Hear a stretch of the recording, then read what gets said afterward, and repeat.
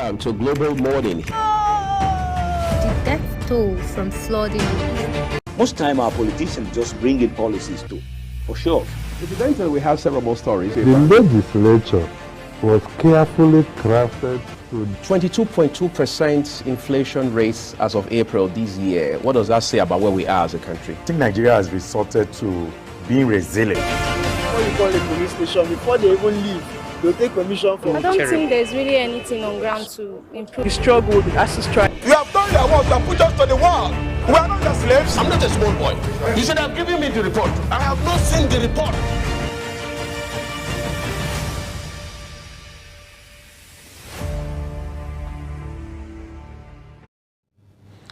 It's a delight having you once again here today, 19th day of July 2024 on Global Television. It is Global Morning. I'm Uyag Mofegwe, and we want to say a big thank you to you for joining us this morning. I mean, it feels great knowing you are investing a chunk of your time with us on the program. My colleague, Juma Manson, is also on the program for the second day, and second day on DSTV as well. Exactly. It's an amazing feel. Good morning Right. to all our viewers out there. Yes, I am Jumai Manson, and it's a beautiful Friday morning, and we are all dressed up in our native attire, which is one of the things we do here in To show our Nigeria. Africanness. For you to understand our Africanness according to Uyag Bomofuegbe. But it's great to be here. Second day on DSTV. A breath of fresh air. I'm telling you. Well, it's great to be here. Congratulations to us. we have earned it. Yes, we have. Yes, we have. And the MD capped it all off yesterday with some enjoyment by the side. Oh, yes, he did. Yes, he did. But at the same time, we still have a lot of work to do. Yeah, From the sure. MD's statement you heard, he said this is just 30% of his dreams, where we should be, or where we're gonna be Right. when it comes to global television. So we hope to put in our best work, and we hope it pays off at the end of the day, hopefully, and we bring in content and, of course, inform the viewers on the necessary news, current affairs, societal issues. Just keep listening to Global Television. I mean, there's no better place to be as far as Exactly. television is concerned than Global TV. You heard that from Juma. Second day on DSTV, and again, the brand promise has not changed to be unbiased, to be factual, professional, and thorough. With our reporting and everything else that we do here in between. It's another special day for us, and it's going to run into the weekend, all right, with special lineup of programs for you. We also want to make it as interactive as possible. And just to mention, by the way, that this morning we're going to open our phone line for you, so you can join the conversation as well, lend your voice, weigh in, because these issues are about Nigeria and Nigerians. It would be unfair to not give you that opportunity for you to jump in on the conversation with us. Very important. It's very important that we also listen to your views also. So what, of course, everyone knows the brunt of issues that is making rounds in Nigeria, but of course, bringing your voice and some positivity to give hope to individuals who feel hope is lost completely. So at least let's just hear you out and hear what you have to say. It's very important at this point. It is. But then of importance as well is the fact that we need to eat, all right?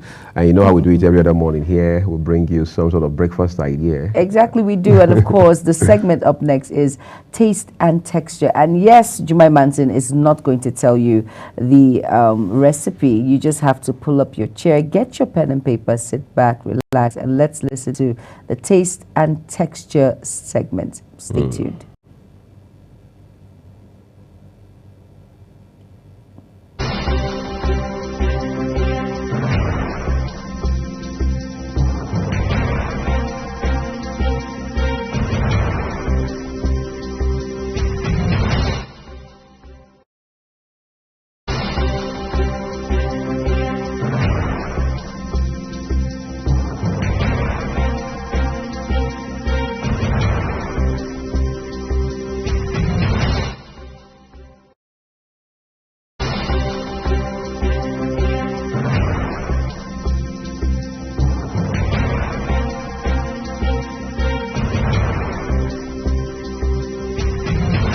Time check. It's midday.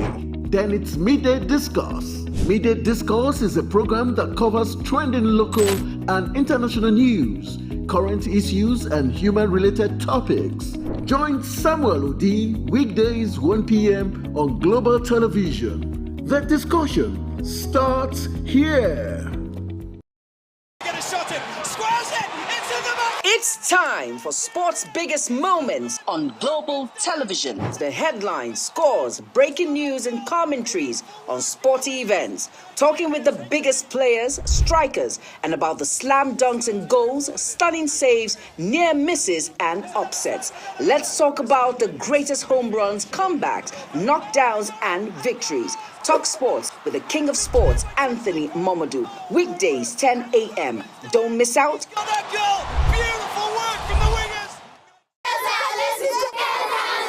Hello, children. Gather around, let me tell you a story. Do you know that stories have a way of captivating the minds of children, bringing fun and imagination to teach them morals? Join Sharon Ajay as she takes you to explore the thrilling and exciting world of storytelling. I'll be sharing with you our next interesting story. Tune in every Saturday on Global Television, time 5:30 p.m.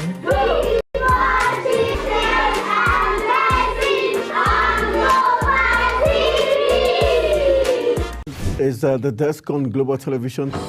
Nigeria. Come join Anthony Momadou on television's most compelling and facts-finding talk live show. We are definitely. Can we not say that again? Because That this country gets it right. It's the Dex on Global Television, where we analyze and dissect storming issues and commentaries in the world's biggest black nation, Nigeria. Who is being held accountable for this money? The eyes have it.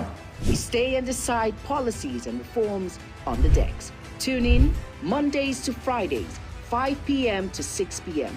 on Global Television. Let's stay on the Dex. Global Morning is your...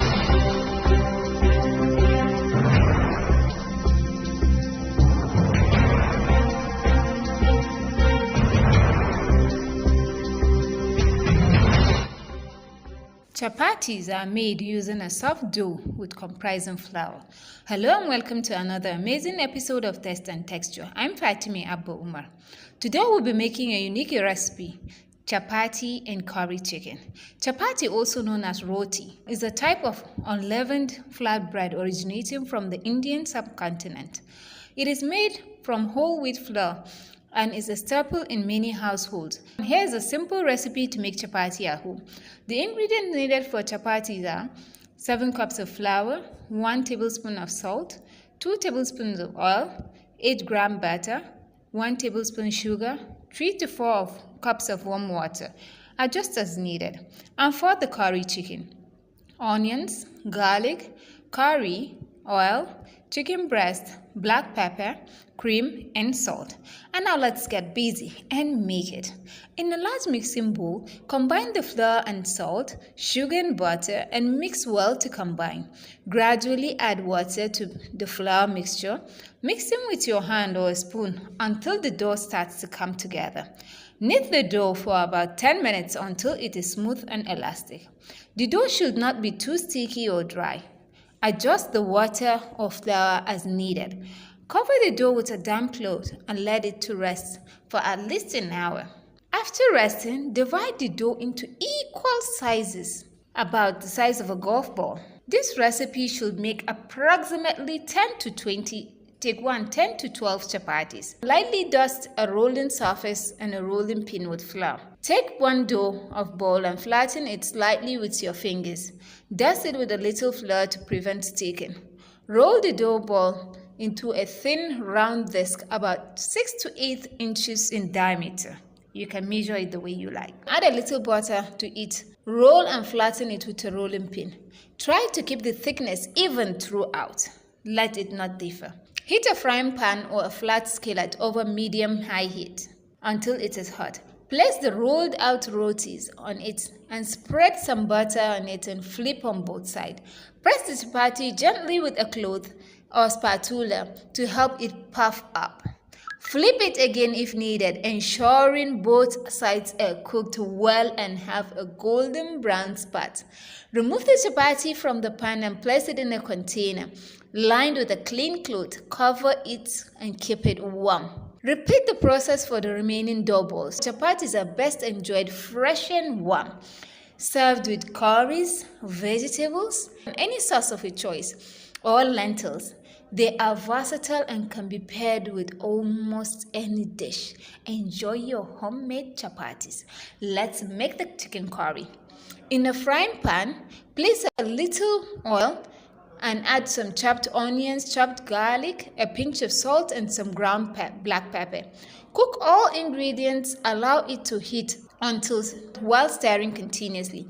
After 5 minutes, add tomato sauce and some curry powder and continue stirring and cook for another 5 minutes. Cut into small bits the chicken breast and season it. Now add the chicken breast to the ingredients. Continue to stir so it mixes with all other ingredients. Cook for an additional 2 minutes over a high heat. And now add the cream to it, which gives it a creamy touch. Stir to mix all ingredients together. Now cook for 5 minutes over low heat. And now the chicken curry is done and ready to be served and enjoyed. Enjoy your chapati and curry chicken alongside a chilled glass of fresh juice or water. Bon appetit. That's all for now. Bye. All right, you're welcome back from that segment of Taste and Texture, and hope you enjoyed pancakes. And definitely, of course, you know it's chicken sauce there for most of you out there. I'm sure you've had pancakes before and how delicious it is. Yeah, it can be very nice, but it's not something I get to. I mean, I don't have the luxury of having it often. Are you serious? Right. It's very easy to make. That's why the segment Taste and Texture is here, for you to look at it, write it, and learn. So that you can learn to cook also, very importantly. And added about this, but we're going to be talking briefly about the labor, the new minimum wage. Right. And now it's 70,000 naira with all the back and forth. All the way from the 42 the government had offered, really? 57 to 62, and now to 70,000 naira. And labor insisted on 250 until yesterday morning. But that's the margin line is really wide. Huge, yes. From 250 and now to 1,000. I wonder what happened, what actually played out in between all of this, because I'm sure they were bent on 250,000 naira due to the economic hardship and the issues that are at hand. Comparing that particular money, 62,000, I cannot even afford, cannot afford a bag of rice. But now 70,000 naira, what must have played out? How much is a bag of rice now, by the way? It's 70,000. 70,000. So if I were earning minimum wage, for example, don't tell me. And if I were big on rice and I have a family, a couple of mouths to feed, all I have to do is just head straight to the market, drop the money, collect a bag of rice, boil it, eat it raw. Exactly. This is a very serious issue, but as long as at least we're not hearing about a possible strike, which you know how it is, because they said if there is no headway, as of yesterday, they would have gone on a 1-month strike, which wouldn't have been funny in a country like ours in Nigeria, talking about everything shutting down from light to a lot of things, water, exactly, aviation. A lot of things. In fact, it would have been really hard for Nigerians. But, well, so if there's 70,000 naira that everyone, peace. But, our president Bola Ahmed Tinubu said it will be reviewed. Every other 3 years. Every other 3 years. So let's see how well this goes. But really, for me, I was expecting at least 100,000 naira. A lot of presidents are talking about 100. Because randomly, I would sample opinions, even from cab riders, which we did, regular people, yes. Of course, Global TV as a media outfit went out every now and then, you sample opinions, do analysis about these issues, and it will appear 100,000 was more if you like, the song. It was the expectation it was by more many. pronounced. Yes, it was. Exactly. So, well, again, while on the one hand we believe that the government will stick with its promise of 3-year review.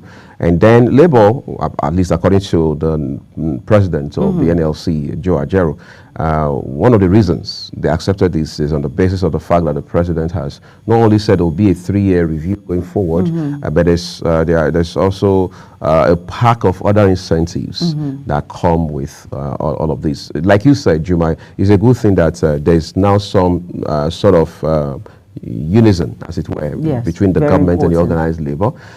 We may not be very impressed where we are, but at least that we can even sit down and have a dialogue and have a conversation also means that some things have changed for the better.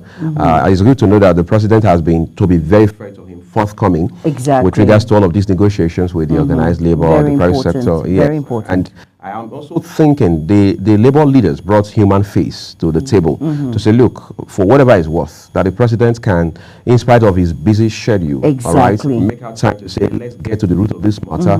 Then we should not only pay mind to what he has to offer on behalf of the government, we should also consider that going forward and make it a basis for us to find some sort of harmony. Yes, very true. And just to actually say one or two, for the fact that the labor, they have decided to calm down to accept 70,000 naira instead of going back and forth with strikes and all of that. The government has a lot of work to do when it comes to easing the hardship for Nigerians, when it comes to transportation, when it comes to a lot of high costs. When you go to the market as we speak, a lot things are on the rise and all of that. So I think there should be a balance so that at least 70,000 naira can actually fit into what we're really receiving and at the same time spending, you know, when it comes to expenditure and all of that, very importantly. Well, the conversation continues, no doubt about that. Nigeria is an evolving country in a very positive sense of the word, and we want to believe that things are just only going to get better as we make progress as a country and as a government. We are going to take a quick break now. When we return after the AM news, we'll put 3 conversations in front of you. One of them in particular having to do with the protest that we have seen the last couple of weeks in Kenya, in East Africa, and what it means for not just Nigeria, but the entire continent. We'll talk to you about those right after the AM news. Do stay with us.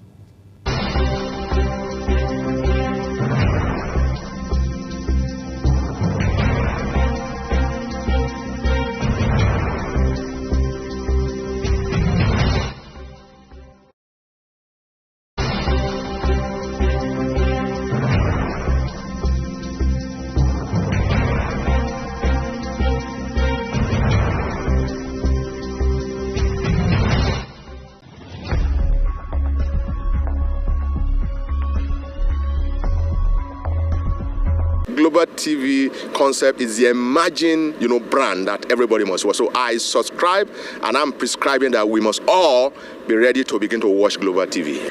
So keep watching Global TV, especially for updates on agriculture, food, commodities, and without food, there is no great nation. So please watch Global TV because it's going to change your life.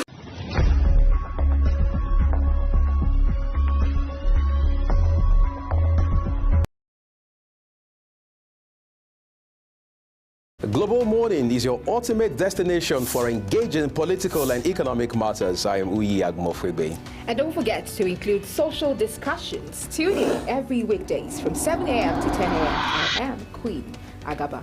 For insightful breakfast ideas, business summaries, sports highlights, international and local news perspective, I am Anthony Momodu. Don't miss the in-depth analysis of current and political issues by the Global Morning team and experts. I am Jumai Manson. Catch Global Morning here on Global Television. Getting on the action. I am Edikan Michael. We are the Global Morning team.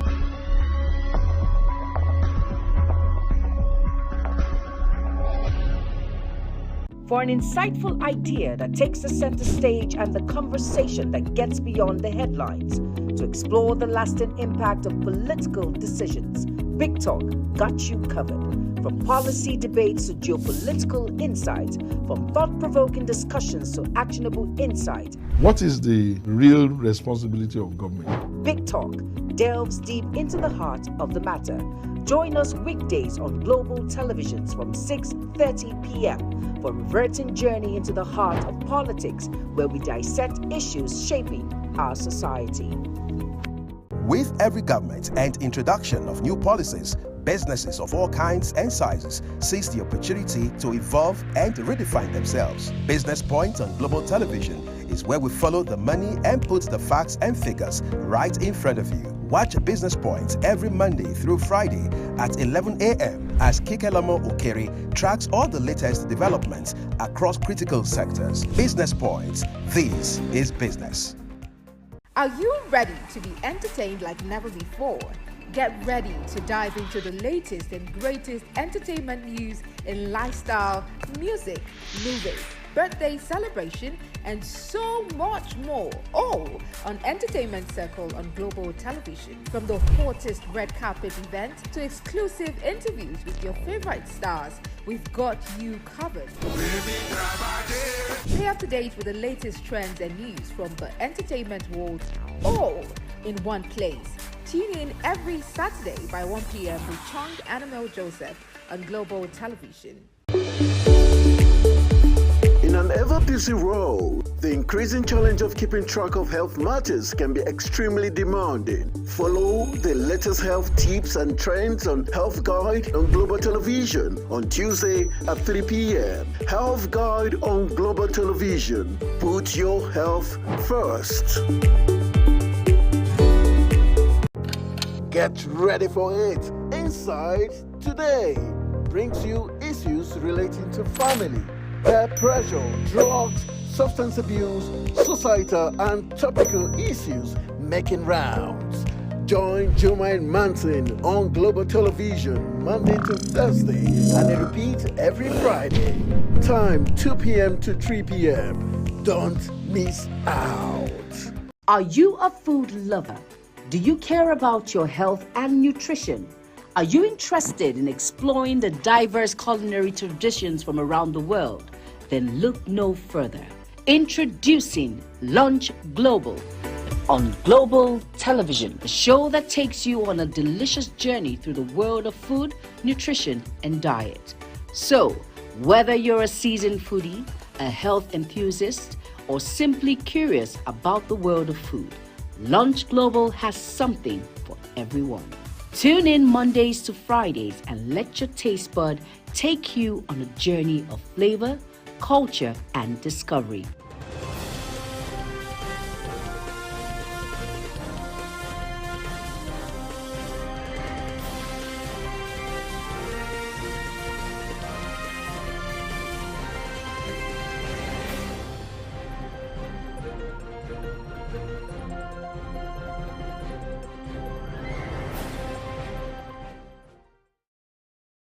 Hello and welcome to all our viewers in Nigeria and around the world to AM News on Global Television.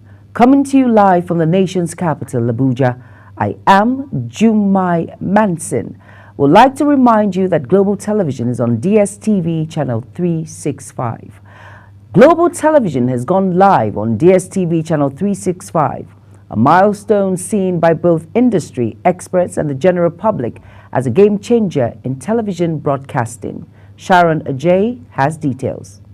Global Morning, the media outfit's news and current affairs breakfast program, Managing Director and Chief Executive Officer of Media Outfits, Dr. Ibrahim Biu, said against all odds, the dream of achieving DSTV channel allocation has finally become a reality. He appreciated management and members of staff for their dedication and resilience. So far, I just achieved 30%. So we have a longer way to go. A longer way to go. I just achieved 30% by being on DSTV. I want us to go further than that. I want our studio to change. I want our professional people to be trained. I have a lot of dreams to achieve in the next 1 or 2 years to come. Right. He, however, pledged Global Television's unrelenting commitment to excellence in broadcasting. Also to thank my entire staff. You have done a very good job. It has not been day and night. We have been battling, making sure that we achieve this goal. The commitment of my entire management staff, the entire staff from the cameraman to the technical people at Global Television has not been easy. It has been a taxful job. You know, your commitment, your zeal, your you know, day and night activities. I really, really appreciate you people for reaching this point of success at the Global Television. Sharon Ajay reporting for Global Television. President Bola Tinubu has approved 70,000 naira minimum wage for Nigerian workers, promising to review the national minimum wage every 3 years. Mohammed Idris, Minister of Information, said the president made the announcement at a meeting with leaders of the organized labor. Before the meeting, labor leaders had insisted on 250,000 naira minimum wage. Minister of Special Duties and Internal Governmental Affairs, Yofin Jasalo, has stated that Supreme Court ruling on local government autonomy will significantly enhance the socio-economic development of the nation by empowering the grassroots. Speaking in Abuja at the annual retreat on performance management system organized by the ministry, Jasalo emphasized the positive impact of the ruling. The 7-justice panel of the Apex Court in a judgment delivered by Justice Emmanuel Ajim declared that 774 local government councils in the country should be independently manage their funds. President Bola Tinubu has approved the appointment of Didi Esther Woolston-Jack as the head of civil service of the Federation with effect from August 14, 2024. A statement by presidential spokesman Ajiru Ngalale, Woolston-Jack was appointed as Federal Permanent Secretary in 2017 and had served in the several ministries. The new appointee will take over from the incumbent head of the civil service of the Federation, Folashade Yemi Asan, who is due to retire on August 13, 2024. Moving on now to members of the House of Representatives has pledged to give up 50% of their salaries for 6 months to address the hunger across the country. During the session presided over by Speaker Tajuddin Abbas, Deputy Speaker Benjamin Kalu amended the motion, urging his colleagues to sacrifice 50% of their salaries. He made this plea when it was his turn to speak, seeking their support for his gesture. Minister of Education Professor Tahir Mamman has waived the 18 years benchmark for admission into tertiary institution. At the ongoing policy meeting organized by the Joint Admission Matriculation Board JAM in Abuja, Mamman had announced that only applicants who were 18 years and above were eligible for admission. This had sparked a controversy as stakeholders across tertiary institutions in the country kicked against what the minister said. While reacting to grumblings from the participants, he insisted that law required that their children should be in school at 18 years, having attended 6 years in primary school, 3 years in junior secondary school, and 3 years in senior secondary school. Meanwhile, Minister of Education Professor Tahir Mamman says a new curriculum will be introduced for secondary school nationwide by September 2024. Tahir made this known at the ongoing 2024 Joint Admissions and Matriculation Board policy meeting in Abuja. Mamman stated that work is being done to ensure that a new curriculum is introduced for secondary schools by September. The Senate has proposed a bill for the establishment of the Local Government Independent Electoral Commission. This was coming about a week after the Supreme Court ordered the federal government to stop paying allocations for local governments to state governments from the Federation account. The federal government, through the Attorney General of the Federation and Minister of Justice, Lateef Fagbemi, had filed a suit at the Supreme Court against governors of the 36 states. President Bola Tinubu has launched the Nigerian Education Loan Fund in the Council Chamber of the State House. The president also expressed determination to ensure the success of the fund and the fulfillment of the dream of higher education by indigent Nigerian students. Kikelomo Okere tells us more.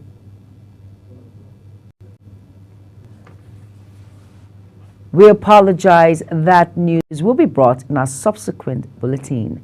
Niger State Governor Mohammed Bago has assured Nigerians that Nigerian youths will not be part of the planned nationwide strike set for August 1st to 10th, 2024.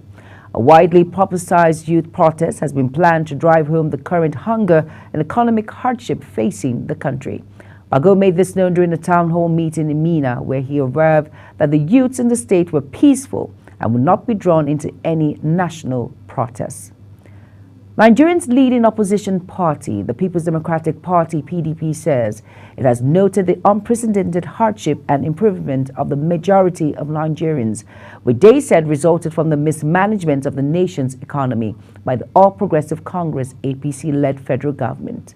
The People's Democratic Party's Governors Forum, arising from its two-day meeting in Enugu, also raised concerns that the minimum wage negotiations were becoming unduly protracted, appealing for restraints in the discussions between organized labor and the government.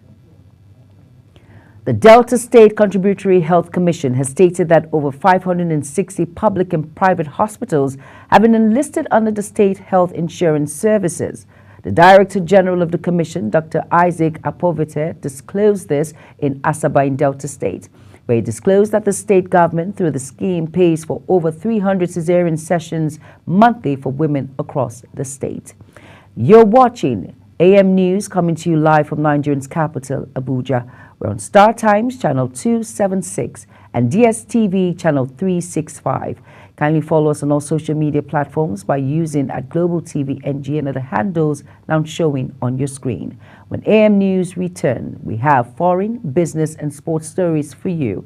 We'll be back with more news and more details right after this break. Do stay with us.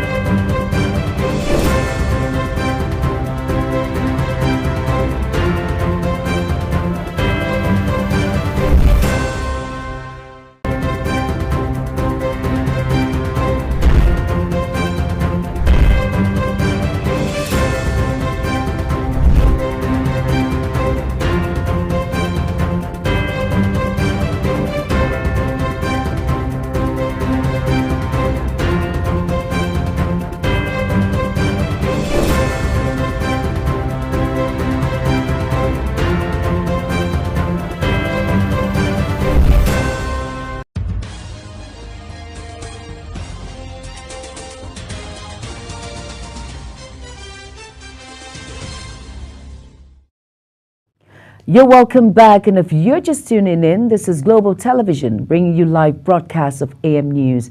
Thank you for staying with us. Over now to our foreign scene, President Joe Biden faces new questions over his candidacy in the November election, with his campaign events currently on pause due to COVID-19 infection. The top two Democrats in the U.S. Congress, Senate Majority Leader Chuck Schumer and House Minority Leader Hakeem Jeffries, are both reported to have met him individually to express concern over his bid for the White House. No fewer than 16 persons have been killed in a fire outbreak at a shopping mall in the southwestern Chinese city of Xinzhou. Firefighters and rescuers responded to a fire call shortly after 6 p.m. at the 14-story commercial building and pulled 75 people to safety. A passenger train has derailed in India's northern state of Uttar Pradesh, and medics were dispatched to the site. A local medical officer said, with footage of the accident showing several underturned carriages. The express derailed in Gondo district near the Hindu holy city of Ayodhya at around 2:30 p.m. 7 people have died, including 3 young children and a teenager, in a fire that broke out in the early hours of yesterday in the southern French city of Nice. The local prosecutor said officials were investigating the blaze as a potential arson attack. The mayor of Nice said they had images that clearly showed the fire had been caused by petrol poured into a stairwell by the hooded people during the night. Flames engulfed the upper floors of an apartment block in the Marlens area of Nice, close to the city's airport. A Milan court has ordered journalists to pay Italian Prime Minister Giorgia Meloni damages of €5,000 for making fun of her in a social media post. The journalist Giulia Cortez was also given a suspended fine of €1,200 for a jab on X in October 2021 after Meloni's height that was defined as body shaming. In business, the management of Dangote Industries Limited has insisted that international oil companies are still frustrating crude supply to its 650,000 capacity refinery. The management said this even as it commended the Nigerian Upstream Petroleum Regulatory Commission for its various interventions in the oil company's crude oil supply requests from IOCs and for publishing the domestic crude supply obligation guidelines to enshrine transparency in the oil industry. In a statement, the Dangote Group alleged that the IOCs insisted on selling crude oil to this refinery through their foreign agents, saying the local price of crude oil will continue to increase because the trading arms offer cargoes of $2 to $5 per barrel above NUPRC official price. And now on the Central Bank of Nigeria, CBN has sold dollars to eligible Bureau de Change operators at the rate of 1,450 naira to the dollar. This was disclosed in a statement signed by the Acting Director of Trade and Exchange Department at the CBN, Amadu Madi. This comes days after the Apex Bank sold $123 million to authorized dealers. Major Energy Marketers Association of Nigeria says the landing cost of premium motor spirit, also known as petrol, was 1,117 a litre as of July 16, 2024. The association stated that the landing cost of the diesel was 1,157 naira a litre, while that of aviation fuel was 1,127 naira a litre. The federal government stated that it will ensure that Nigerian businesses maximize the benefit of the African Continental Free Trade Area. President Bola Tinubu disclosed this while speaking at the launching ceremony at the Guided Trade Initiative under the African Continental Free Trade Area in Lagos. According to Tinubu, who was represented at the event by the Secretary to the Government of the Federation, Senator George Akume, African Continental Free Trade Area has the potential to transform the continent's economic landscape. In sports, Aston Villa have been given the green light to pursue Nigeria international Kelechi Iheanacho as injury expert Dr. Redfell bears allies concerns Premier League side and over the striker's fitness. Bear, doctor in physical therapy, says scientists told Villa News that Iheanacho's injury history should not raise any red flags for potential suitors despite his limited playing time recently. The House of Representatives on Wednesday announced the donation of 100 million naira to Nigerians' 2024 Olympics and Paralympics contingents to the forthcoming games built for Paris, France. The Deputy Speaker, House of Representatives, Benjamin Kalu, who presided over the plenary in the absence of the Speaker, Tajuddin Abbas, disclosed this when the House hosted the Minister of Sports Development, John Eno, who was in the Green Chambers to unveil the Team Nigerians Olympic and Paralympics kits. As we end the AM News, let's take a quick look at our top stories again. Brought to you that President Tinubu has approved 70,000 naira minimum wage for Nigerian workers. Senate has approved proposed bill to establish local government electoral commission. In business, we brought to you that Central Bank of Nigeria has sold forex to Bureau de Change operators at 1,450 naira to the dollar. And our foreign-seen Italian journalists have been ordered to pay 5,000 euros for mocking Prime Minister's height. And finally, on sports, we said Aston Villa have given Iheanacho transfer green light. And that's it on the AM News, and it came to you live from Nigeria's capital, Abuja. We're on Star Times channel 276 and DSTV channel 365. Kindly follow us across all social media platforms by using a Global TV NG and other handles now showing on your screen. I am Jumai Manson. Thank you for watching. Good morning.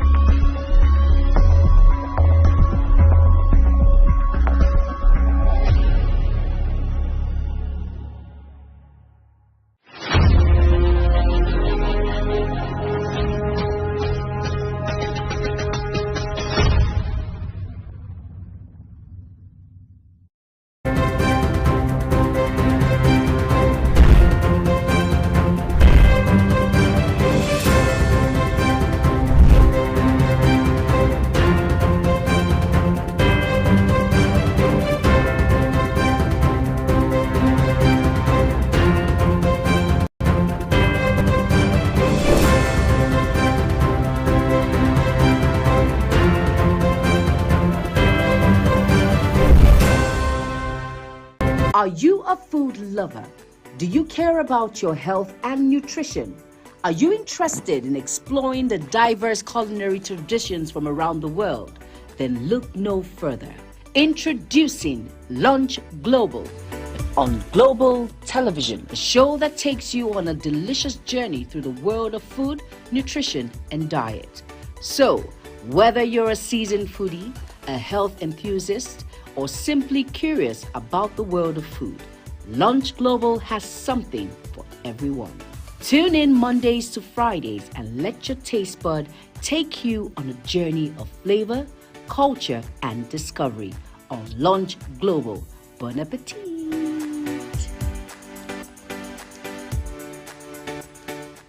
Time check.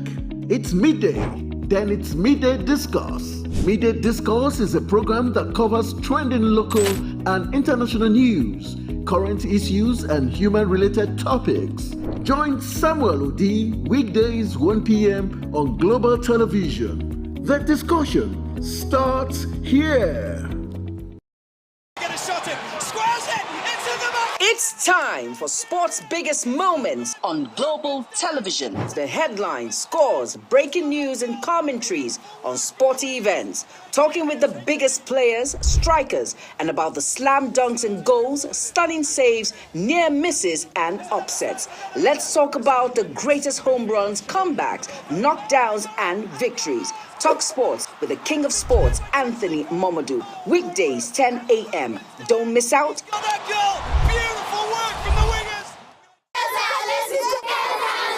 Hello, children. Gather around, let me tell you a story. Do you know that stories have a way of captivating the minds of children, bringing fun and imagination to teach them morals? Join Sharon Ajay as she takes you to explore the thrilling and exciting world of storytelling. I'll be sharing with you our next interesting story. Tune in every Saturday on Global Television, time 5:30 p.m.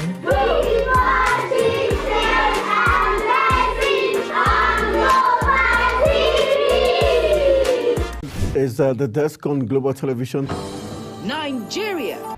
Come join Anthony Momodu on television's most compelling and facts-finding talk live show. We are the Palestinians. Can we not we say are the that of them? because That this country gets it right.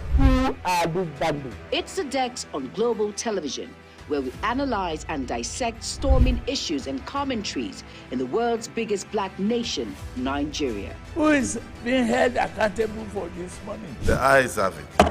We stay and decide policies and reforms on the Dex. Tune in Mondays to Fridays, 5 p.m. to 6 p.m. on Global Television. Let's stay on the Dex. Global Morning is your ultimate destination for engaging political and economic matters. I am Uyi Agmofwebe. And don't forget to include social discussions. Tune in every weekdays from 7 a.m. to 10 a.m. I am Queen Agaba. For insightful breakfast ideas, business summaries, sports highlights, international and local news perspective, I am Anthony Momodu. Don't miss the in-depth analysis of current and political issues by the Global Morning team and experts. I am Jumai Manson. Catch Global Morning here on Global Television. Getting on the action. I am Edikan Michael. We are the Global Morning team.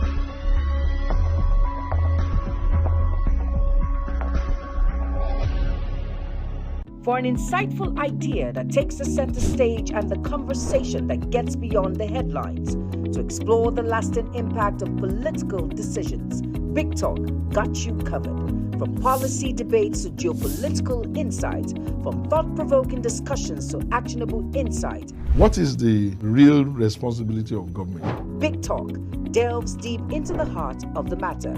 Join us weekdays on Global Televisions from 6:30 p.m. for a reverting journey into the heart of politics, where we dissect issues shaping our society. With every government and introduction of new policies, businesses of all kinds and sizes seize the opportunity to evolve and redefine themselves. Business Point on Global Television is where we follow the money and put the facts and figures right in front of you. Watch Business Point every Monday through Friday at 11 a.m. as Kikelamo Okere tracks all the latest developments across critical sectors. Business Points. This is business. Are you ready to be entertained like never before?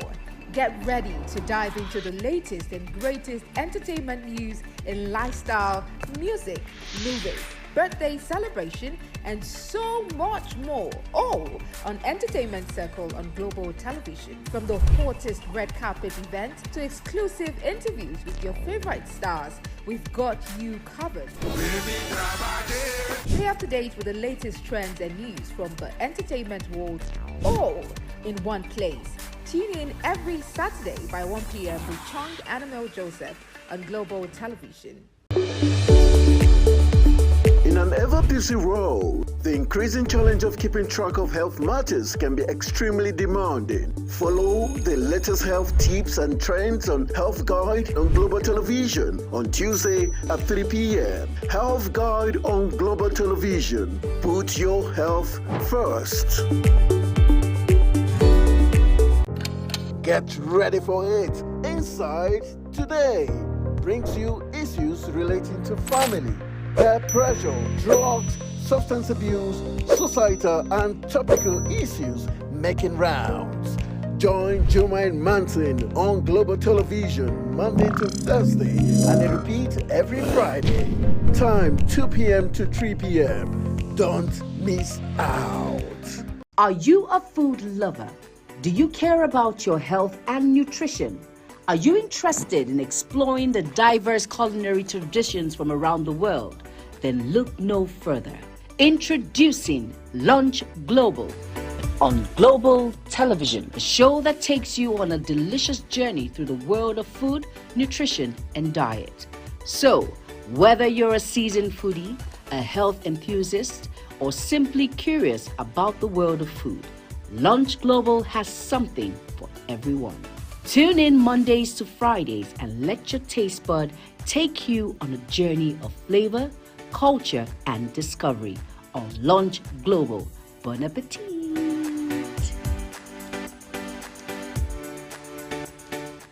Time check.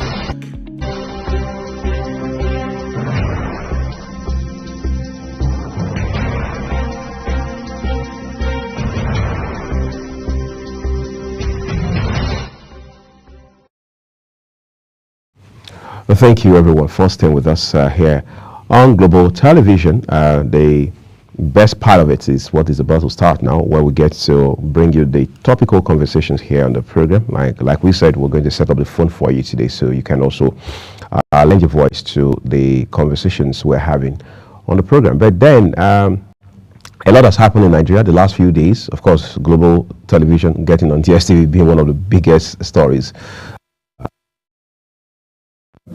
The issue about the train that the federal government announced the other time in the FCT in particular, the free rides for 6 months and the innovation and everything. Yes.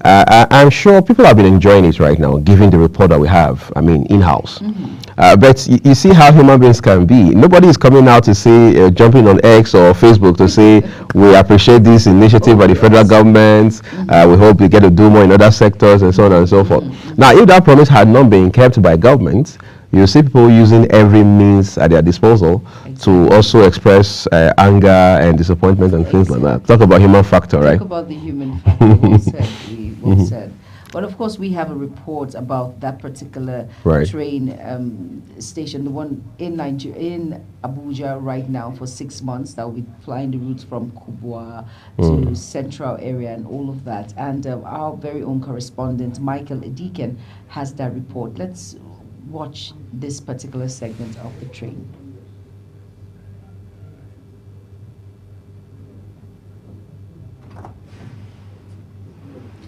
All right, that report is upcoming, but at this point, right, like we said, we've been celebrating yesterday on Global Television being on DSTV. So we have some endorsements back to back that we'll be listening to the reactions of individuals and their well wishes to us, from them to us on Global Television for being on the platform of DSTV. Let's take some endorsements by some of our viewers.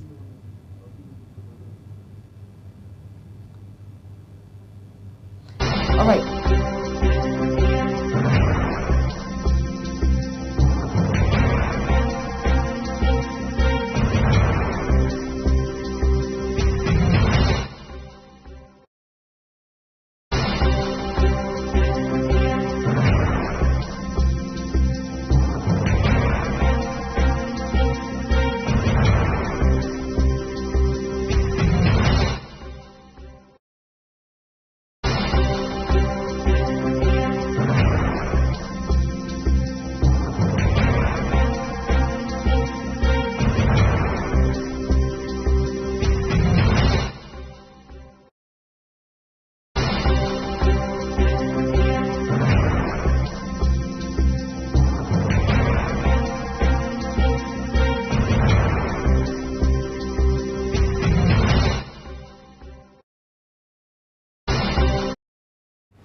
Thank you for staying with us on Global Morning, everyone. Just a while ago, Juma and I were talking about people who have been wishing us all the best with this new feat that we have attained by being enlisted on Global TV channel 365, which is a platform that helps us to expand our footprint and then bring you more content across different spheres of interest. But then we also talked about the developments, particularly in Abuja, which has run now for a while. It's proposed for 6 months. The free trade rights by the FCT administration. We understand that certain routes have been designated for that initiative, and it has been on for a while now. Our correspondent, Michael Edikon, took out time and did something very brilliant about that very report. Once it's ready, we'll for you as well. But again, I was just a while ago, Jumai, about several issues that are actually happening in this country right now. Yesterday, it was a bit interesting when the Minister of Education, Tahir Mama, had shocked some people at a conference that was put together by JAM, the Joint Admission and Matriculations Board, saying that candidates who seek admission into universities in Nigeria must be 18 years or older. A lot of persons were surprised because admissions are already ongoing across several universities in this country. Very true. But then again, the federal government realized that, look, this is not going to apply just yet. I said, what we need to do is to say, let's reverse, let's go back to what it was. And that's exactly what has happened now. Because times have changed between when you were entering the university and today. Of course. Today you see people children as young as 15, 16, they are getting into university and you're wondering what exactly is happening. That's the reality we have to deal with as of today. And you'll be shocked to hear that most individuals who enter, who go into the tertiary institution at that age are not ripe enough when they're out. And that's why we see things not being productive and all of that when it comes to the age gap. But I feel it's a step in the right direction. You should be 18. Your mind should be matured. You should understand what you're getting yourself into. That's the path, just the beginning of your life path. So you should take it seriously. And you must be of a matured mind. I don't want to put you in the spot to ask you at what age you were when you were in the tertiary institution, but I have seen. But you know, what beats the odds is it's a win-win situation. Like I always say, once there's a disadvantage, there's always an advantage. Look out for the advantage. Look out for the advantage. But at the same time, children who are so intelligent enough at the age of 15, going to tertiary institutions, and they do so much, and they come out and they acquire and they understand what they're getting themselves into. But some do not, due to pressure from the family and all of that. But I feel this is a step in the right direction. You should be 18 when you're done with secondary school and you're 15. Learn a trade, and then when you're right by the age of 18 years, get into university and see how well it works out. I mean, it feels great having to go into university with some skill set under your belts. I mean, it's an advantage without, it goes without saying, right? We're going to take a quick break now, but just to remind you too that we'll have newspapers for you. We'll look at the headlines across national dailies today. And then, of course, our correspondent Michael Dicon's reports on the train idea initiative in Abuja will come your way as well.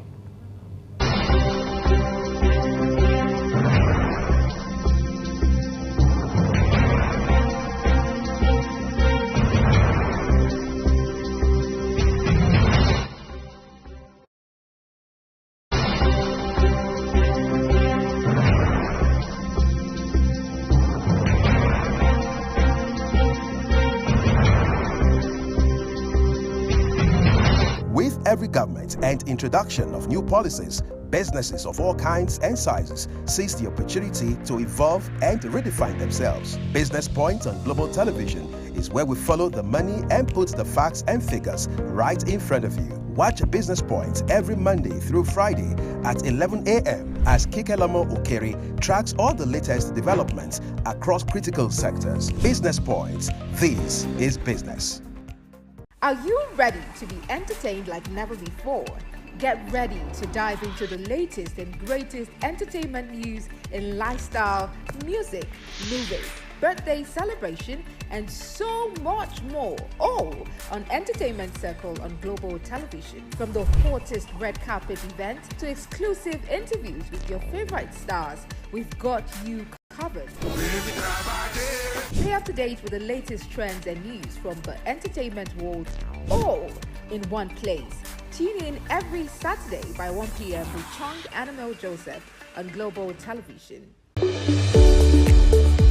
In an ever-busy world, the increasing challenge of keeping track of health matters can be extremely demanding. Follow the latest health tips and trends on Health Guide on Global Television on Tuesday at 3 p.m. Health Guide on Global Television. Put your health first. Get ready for it. Inside Today brings you issues relating to family, peer pressure, drugs, substance abuse, societal and topical issues making rounds. Join Juma Manson on Global Television Monday to Thursday and a repeat every Friday. Time 2 p.m. to 3 p.m. Don't miss out. Are you a food lover? Do you care about your health and nutrition? Are you interested in exploring the diverse culinary traditions from around the world? Then look no further. Introducing Lunch Global on Global Television, a show that takes you on a delicious journey through the world of food, nutrition, and diet. So, whether you're a seasoned foodie, a health enthusiast, or simply curious about the world of food, Lunch Global has something for everyone. Tune in Mondays to Fridays and let your taste bud take you on a journey of flavor, culture, and discovery on Lunch Global. Bon appetit!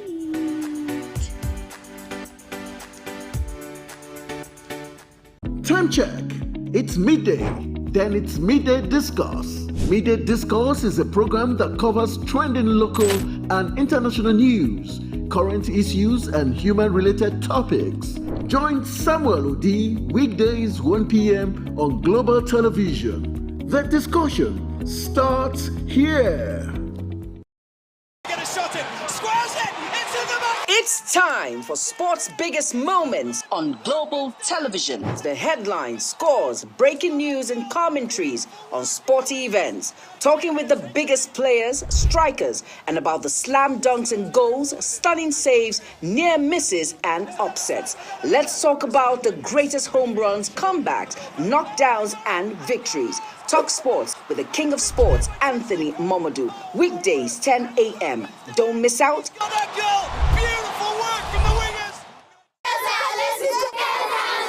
Hello, children. Gather round, let me tell you a story. Do you know that stories have a way of captivating the minds of children, bringing fun and imagination to teach them morals? Join Sharon Ajay as she takes you to explore the thrilling and exciting world of storytelling. I'll be sharing with you our next interesting story. Tune in every Saturday on Global Television, time 5:30 p.m.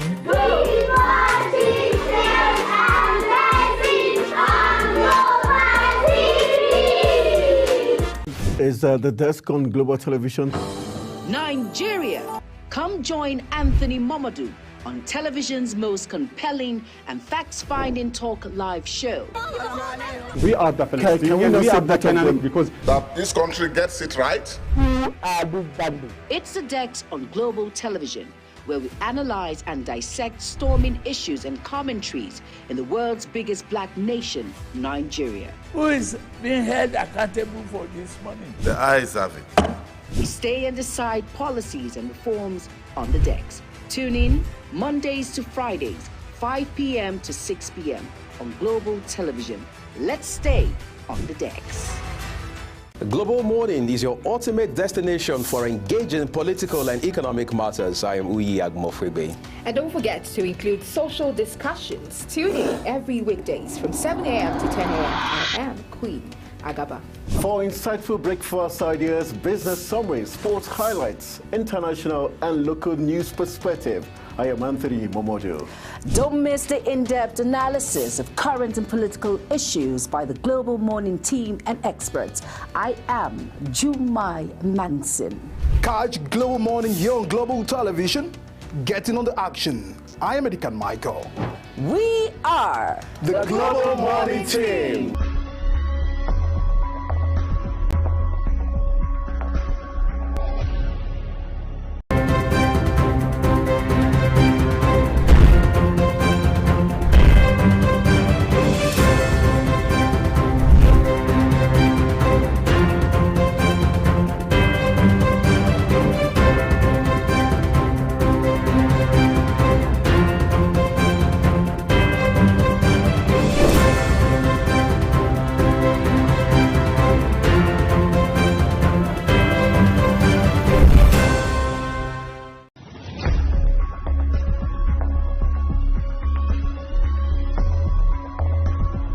Global TV concept is the emerging, brand that everybody must watch. So I subscribe, and I'm prescribing that we must all be ready to begin to watch Global TV.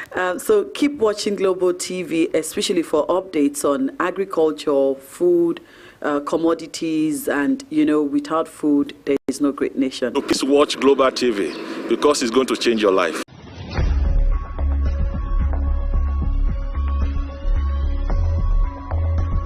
For an insightful...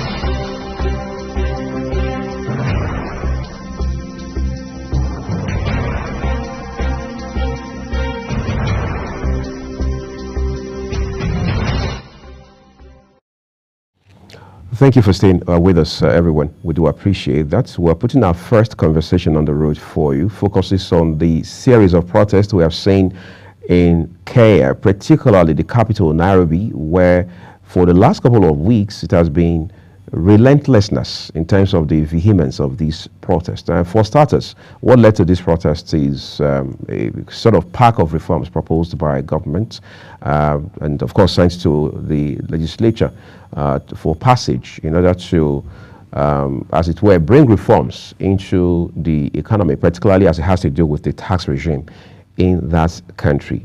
But then Kenyans, for the most part, then see it as a welcome idea, leading to a round of protests by the young people in particular who have seen deaths recorded, injuries. At some point, it's as if we have lost track of numbers in that regard. But some people say it was a brilliant thing, in fact, pretty smart, that President William Ruto had to rescind, or if you like, revoke that bill. But one would have thought at that point the whole tension would douse, there will be closure, everybody will go back home happy, for want of better words. But that just hasn't happened, because as it stands right now, on the contrary, what the world and indeed Kenyans have come to see is continuous protests. As we speak, there's a ban on protests around Nairobi, which is the capital of Kenya. And there have been voices actually weighing in on this matter from across the world, particularly in Africa, saying that African countries, particularly those who lead these countries on the continent, must learn very valuable lifelong lessons from what has happened now in Kenya, particularly those in legislature, saying that you can't start, or you don't start what you can't finish, because that appears to be what is happening right now. As a matter of fact, it has become even a bit more nasty, with these protesters now asking for the president, Mr. Ruto, to resign. Whether or not that is going to happen is a kettle of fish altogether, I mean different kettle of fish altogether. But as of today, what we do know that today's Kenya is not the same as the one we knew about a month or say 6 weeks ago. A lot has changed in that country. So what are the valuable lessons that Nigeria can learn? I am joined by David Agande. He's a youth leader as well as a consultant. It's a pleasure to have you on the program this morning. Thank you so much. Thank you. Great. So I want us to start from this protest. I mean, Nigeria is not new to protests, whether by the organized labor, by senior lecturers under the auspices of Academic Staff Union of Universities, ASU, Or you want to talk about one that some persons will say, for want of better words, is iconic, which is the NSAS protest of 2021. I mean, 2020, for example, almost 4 years down the line. But let's talk about young people and the need for them to be proactive and participate in leadership. What lessons are we learning from these protests? Well, thank you so much for having me this morning. So I've looked at the Kenyan protest, and honestly, I must commend the efforts of the youth to have their voice heard. We want to see where young men, young women will come out and say, we are not okay with this. You need to hear us out. So it's actually, I'll call it a bold step to ensure that you take all the risk for government to hear you. However, I believe the process should be constructive. Has this one been constructive? Well, to a very large extent, because if the aim, the goal of the protests is achieved without destructing lives and a destructive approach to lives and properties, then it means it has been achieved. However, we know that a few lives have been lost, which is not the primary goal of the protest. So these guys have taken out to say, okay, sir, we love you, we voted you in, but this step you've taken is not leading us to where we want to be. So this is our own way of crying out. And I believe sometimes we need to take such steps for government to know that we are actually speaking. You know, I just mentioned the NSAS protests of October 2020 in passing a while ago. How does this Kenya incident particularly compare with the NSAS protest? Because that one also, in a manner of speaking, went south at some point. Yes, yes. Well, you know, they usually say in every 12, there's always a Judas. So the 2020 protest was a brave move by the Nigerian youth to ensure that the government take the right step towards ending the brutality against citizens of this beloved nation. So I can say, yeah, these Kenyan guys are doing well, but they really need to know what they want. It's one thing to come out there and say, yeah, we're protesting, we want this thing, and you don't know what you really want. So you have to be clear about the objective. Objective of the protest.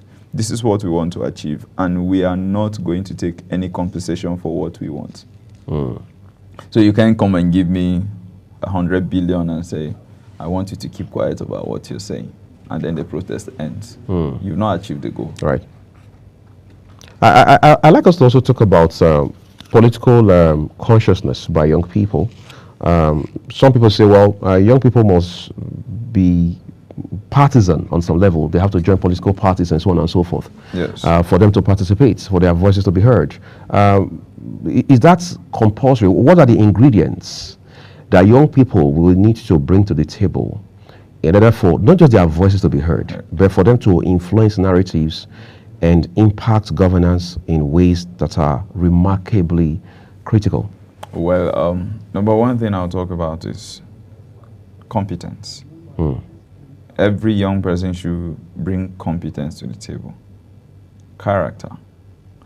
Because we've seen situations of abuse where you give a young person a chance to do something just to find out that he's not competent to handle this. While I would say, okay, we can tolerate the incompetence to a very large extent, I don't tolerate lack of character. Right. Because you can learn on the job. You can learn on the job. So before joining political parties, to ensure that your voice is heard, are you competent? What are you really going to bring to the table in the political setting? Or you just come in there to see how you can eat your own portion of the national cake? So if you're coming with a mindset that, look, I want to contribute positively to this. I want to build in the political sphere. I want to be one of the reasons why the political parties will get better. I want to influence stuff for good. Then it means that you have some level of skill. You're not just talking. So influencing things in politics will have to do with competence. I've worked a little with some politicians, and I know that they really want to work with young men and young women that are smart, that know where they are going, that know what they have. You know, but it's quite unfortunate that most of the people that make, young people that are joining politics are like the bad guys. Okay, so they are not different from those they are joining. Yeah. You know, under former president, the immediate past president, Muhammadu Buhari, Nigeria signed into law the Never Too Young to Run bill, right? Yeah. And of course, the president was going to run. Then Nigeria has a political party by the name of Young People's Party, YPP. Yes. With all of this in mind, given what we know today, is it correct, is it valid to argue that young people are impressively participating in the process, politically speaking? Well, I would say yes, they are. It might not be so loud yet, but like the other says, Rome wasn't built in a day. So before you get to that place where your influence nationally and even internationally can be seen, you have to grow. So I don't expect a party that started a few years ago to compete with the traditional parties that we know. Even if they are doing so much, it will just be like a drop of water in an ocean. You know, compared to what has been on ground. Now you're just starting, so you would have to be resilient, you'd have to take some time to build so that your voice can be heard. Interesting. Let's talk about the place of education, whether it's formal or informal, unconventional, whatever kind of education. How much of education does the average young person need to participate? Because governance is complex. I mean, let's be clear. At one point, you're talking about the budgets. How many young people understand the budgetary cycle, how it works, how the budget is passed, the dynamics around it, the politics around it. Yeah. How many young people understand what we're talking about when the CBN comes up with issues around monetary policy, fiscal policy, issues around data, statistics, issues around population, explosion, and so on and so forth? How much of education, what kind of education, what should be the quality of it that a typical young person needs to effectively participate in the process? Well, if I'm going to answer this in a generic manner, I would say just know enough to get the work done. Or also say on the street, just have sense. You understand? Because there is just no way you can know everything. Sure. Even if you are an emeritus. There's a limit to what you know. You can be a professional in your own field, but not in every field. So you have to have basic education, which gives you the ability to be able to communicate your intent, what you want, communicate the goals clearly, and then have leadership education. Leadership education. Yeah.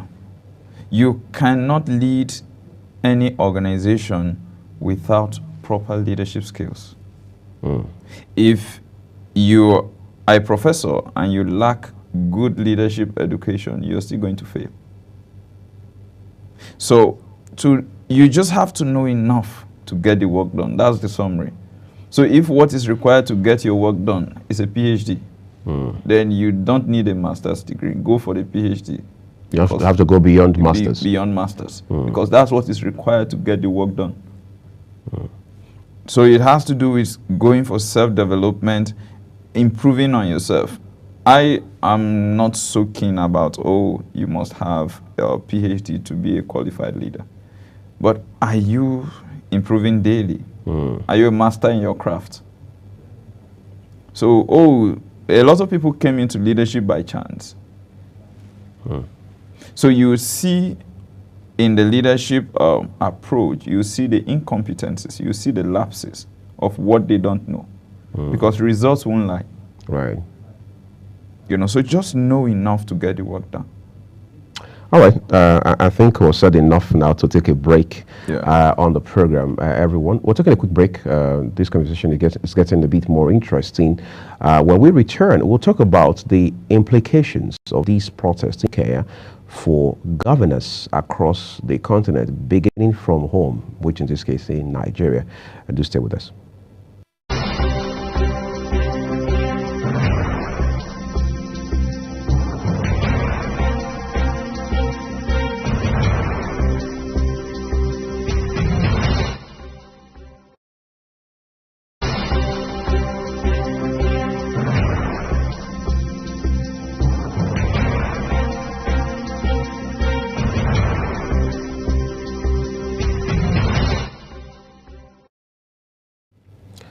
So, David, I was going to ask you this, right? We've talked about young people and what these protests in Kenya means for them, what lessons can be taken away from them. But from where you sit right now, what do you think are some very fundamental elements that stick out or should stick out for those in position of leadership across Africa? Because we've also seen certain controversial conversations coming out of the National Assembly in Nigeria, and whether you're a youth or you're a grandparent, was saying that most people are not comfortable with such developments and that sort of direction. So what should the everyday leader in Nigeria, whether appointed or elected, be learning?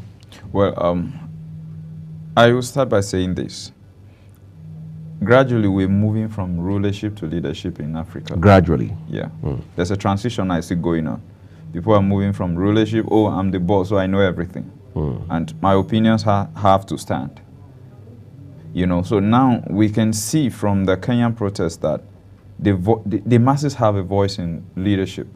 So this is one thing I want to advocate that every leader in Africa, every leader in Nigeria should know that the people they are leading are not powerless.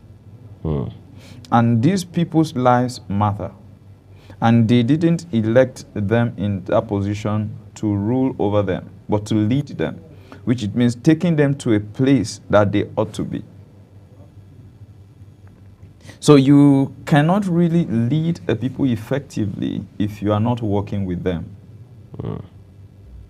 You know, recently the Samoa agreements became a bit more controversial than one would typically have expected. Yes. When you look at an issue like that with the federal government coming out in defense of the agreement, and then Daily Trust, one of Nigeria's leading newspapers, being taken to the authorities for sort of fact-checking, due diligence, probing and investigation, and so on and so forth.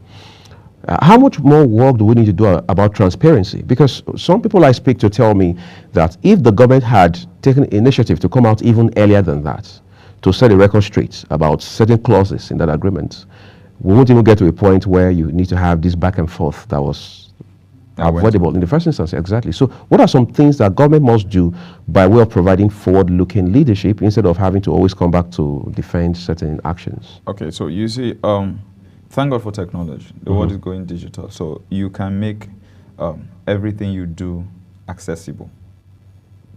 You know, so you can develop softwares that will keep your citizens, you know, anybody that wants to know about certain things can easily go there and know what the government is doing. Because accountability is key in leadership.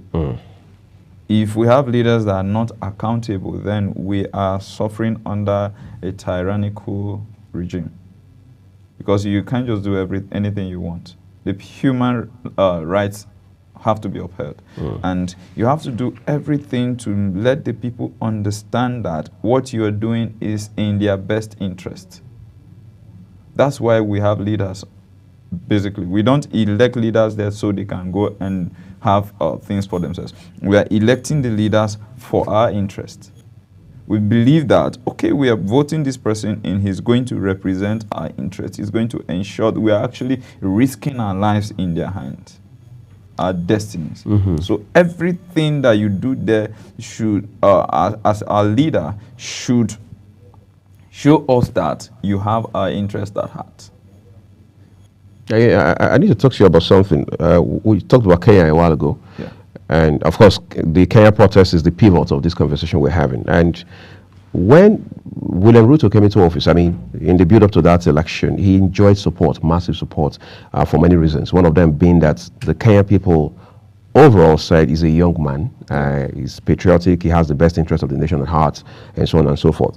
The same thing, or at least similar things, were said of former President Goodluck Jonathan in 2011. As of today, age is still a factor in the kind of conversations we have around leadership, who should be a governor, who should be the president, and so on and so forth. Are we having the right conversation about age, or we are just simply being obsessed about age? Well, when it comes to leadership? This is a hard one because leading a country like Nigeria, for instance, requires a lot of experience and wisdom. A lot of experience. And when Nigeria was at the growing stage, a 30-year-old person could just lead. Most of our past leaders led in their 30s, some in their mid-20s even. But the complexities have grown, have increased. So therefore it requires not just competence, but experience. And while age is a key factor, I don't think it should be a sole determinant. However, we need people with innovative thinking. And you know, there's just no way a 90-year-old man can compete with a young man who is in his 50s. As I have to call a young person, you know, because we know where the world is going. It's when you have conversations with older people, most of what they say, it's in the past. Okay, when we were at this age, this is what used to happen. During the Civil War. During the Civil War, this was this. But we have moved. Right. We have to accept the fact that the world has moved. We've changed. Things have shifted. The way we even did, I wrote jump on the pencil and pen. Now there's no option. You have to shade and all of that. Yeah, you had to shade, and you were like, oh, you have to count. But eventually, I saw that they started introducing the option of CBT or PPT. So eventually, they said no more pencil and pen. Everybody go computer based. Right. It's either you move or you fall out. So while age is not sole determinant in this thing, if I have a 90-year man who is thinking like my generation, I won't have a problem with him being my leader, because I see him credible enough to be my leader. And if I have a 30-year-old man who is thinking like a 90-year-old man, I wouldn't want him to be in leadership. So it boils down to competence. And the thinking. And the thinking. Because you are not going to drive the people to a place you've not been mentally. Right. You see, that's the interesting thing. As of today, it's still a bit hazy trying to define who a youth is. Everybody seems to be a youth. I mean, sometimes I look at the student union governments of certain universities. That's right. It's even more interesting when I look at the National Association of Nigerian Students, NANS, and I see the people who are the youth leaders there. You go to political parties, they say this person is the South-South youth leader of so-and-so party. This person is the Northeast leader of so-and-so party. And you look at the person, and you look at the national chairman of the party in terms of age disparity. That's right. And then it just confuses you as to who a youth really is, at least in the context of Nigeria. Who is a youth? Well, if I'm going to define it, this is my context, so please, nobody should hold me, right?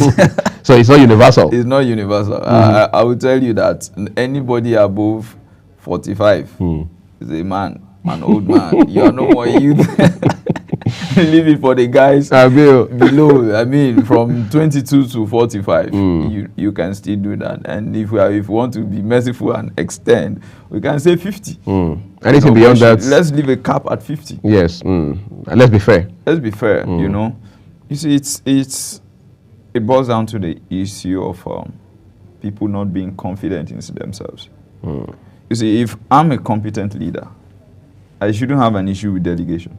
There are things that if you give me now, if you know, I don't think I can handle this. Oh, you can do this better. Come and do it. The important thing is get results. Get results. So if you are a 50-year-old man and they call you to be the youth leader, you'll be like, no, you shouldn't even be me. Guys, you people. Because we have to be futuristic in our projection. If I'm leading you, if I'm 50 and I'm leading you, and there's nobody who is 30 and is at this position, it means that in the next 20 years, if I continue there, I'm going to be an old person. And it therefore means that if I'm not careful, I won't be able to get someone that can easily... There won't be transition. So the transition bridge will be broken. So if we talk about progeny, we have to have this in view, that age is a factor. And if you know that, look, I'm an old person, young man, come there, I will put all the experience in you. You know, it's difficult now, Dave, as we wind down on this conversation. We won't be having this conversation if not for the sort of democratic setting that we largely have in Africa. Yet there's still the argument that democracy is not African, neither, of course, is it Nigerian. There's some school of thought because they believe that it's a Western ideology. We have always had our own system of governance across this continent the entire time prior to when the Western infusion, so to speak, happened. Do you think democracy is our thing? Well, it's our thing. It's working for us. It's working for us. You know, you can't totally rule out the fact that we've benefited from democracy. Okay, if you were not a Democrat, why would you be protesting? Because if someone is there by traditional right, have you ever protested a king out in any traditional setting? In fact, if you want to go really traditional and superstitious, they say the gods have chosen this person, and there's nothing anybody you can't protest against the gods. You can't protest against the gods. But now you have a liberty to say we don't like what you're doing. You can even call the president and say, "Calm down. We don't want it. We are protesting. You have to resign." You know, so it's our thing. But you see, it will take a lot of time to master the craft. So I believe we are at that stage of mastering the craft. And are we mastering it well? Well, we are getting it right, bit by bit. I think that's a fine place to leave this conversation. Thank you, David Agande, a youth leader and consultant, for coming on the program this morning. We hope to talk to you more about issues such as these in the near future. And that would be a pleasure. All right. Available. Great. So wishing you a great weekend ahead. Thank you. All right. We're taking a quick break, everyone. We have 2 more discussions on the program for you. Juma and I will be back as well with the newspaper review. Do stay with us.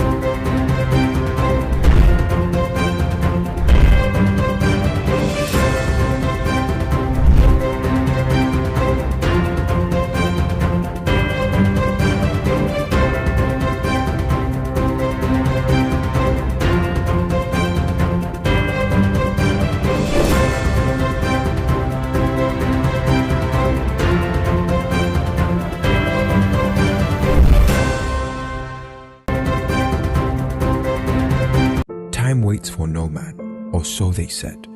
That's why you set goals and set your minds to achieving them, because somehow you believe that one day your time will come.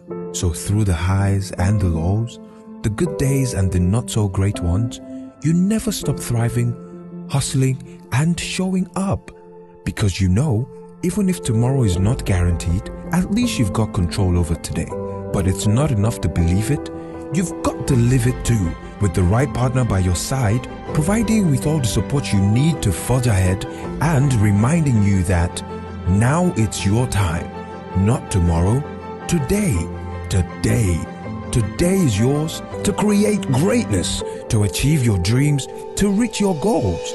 And with FCMB, today is yours in every way. FCMB, my bank and I. Global Morning is your ultimate destination for engaging political and economic matters. I am Uyi Agmofwebe. And don't forget to include social discussions. Tune in every weekdays from 7 a.m. to 10 a.m. I am Queen Agaba. For insightful breakfast ideas, business summaries, sports highlights, international and local news perspective, I am Anthony Momodu. Don't miss the in-depth analysis of current and political issues by the Global Morning team and experts.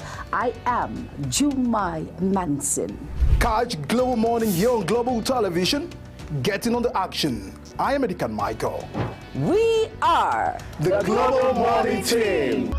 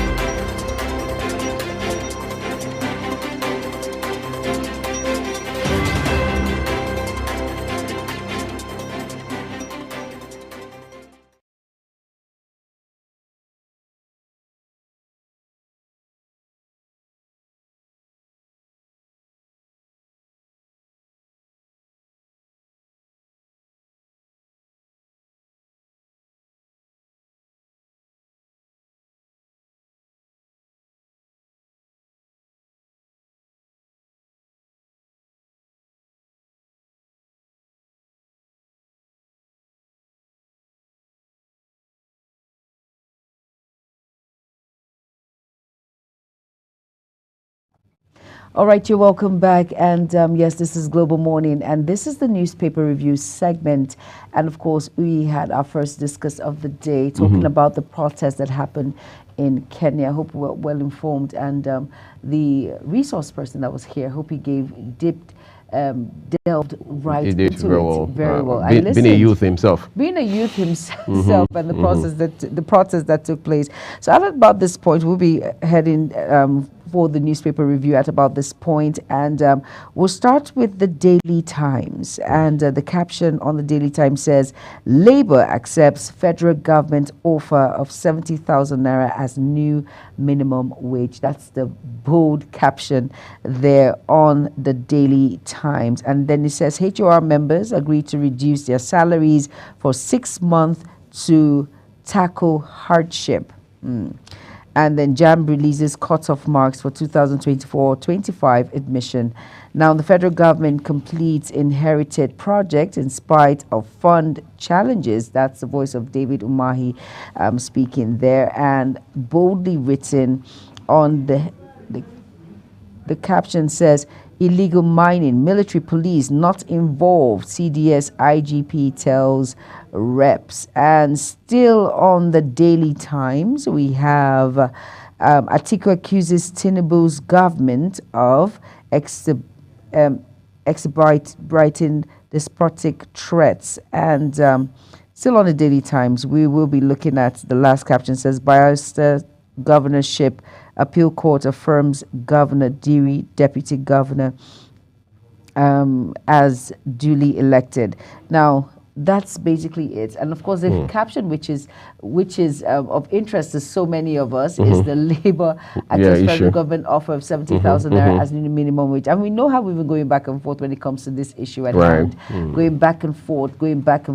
And it's an issue that I wasn't expecting 70,000 naira as the offer. Really. You expected something higher? 100,000 naira. Most Nigerians, when we went out and we did the Vox Pop, heard words from people in the streets and all of that, they said at least 100,000 naira. It's interesting, but here's where we are now. That's where we are, but at least there is peace. And the good thing is after every 3 years, it's going to be reviewed, which is a good thing. And then we have the next paper, which the Daily Trust yes, we do. News newspaper, right? So we'll begin with the three headlines just beneath the nameplates of the Daily Trust.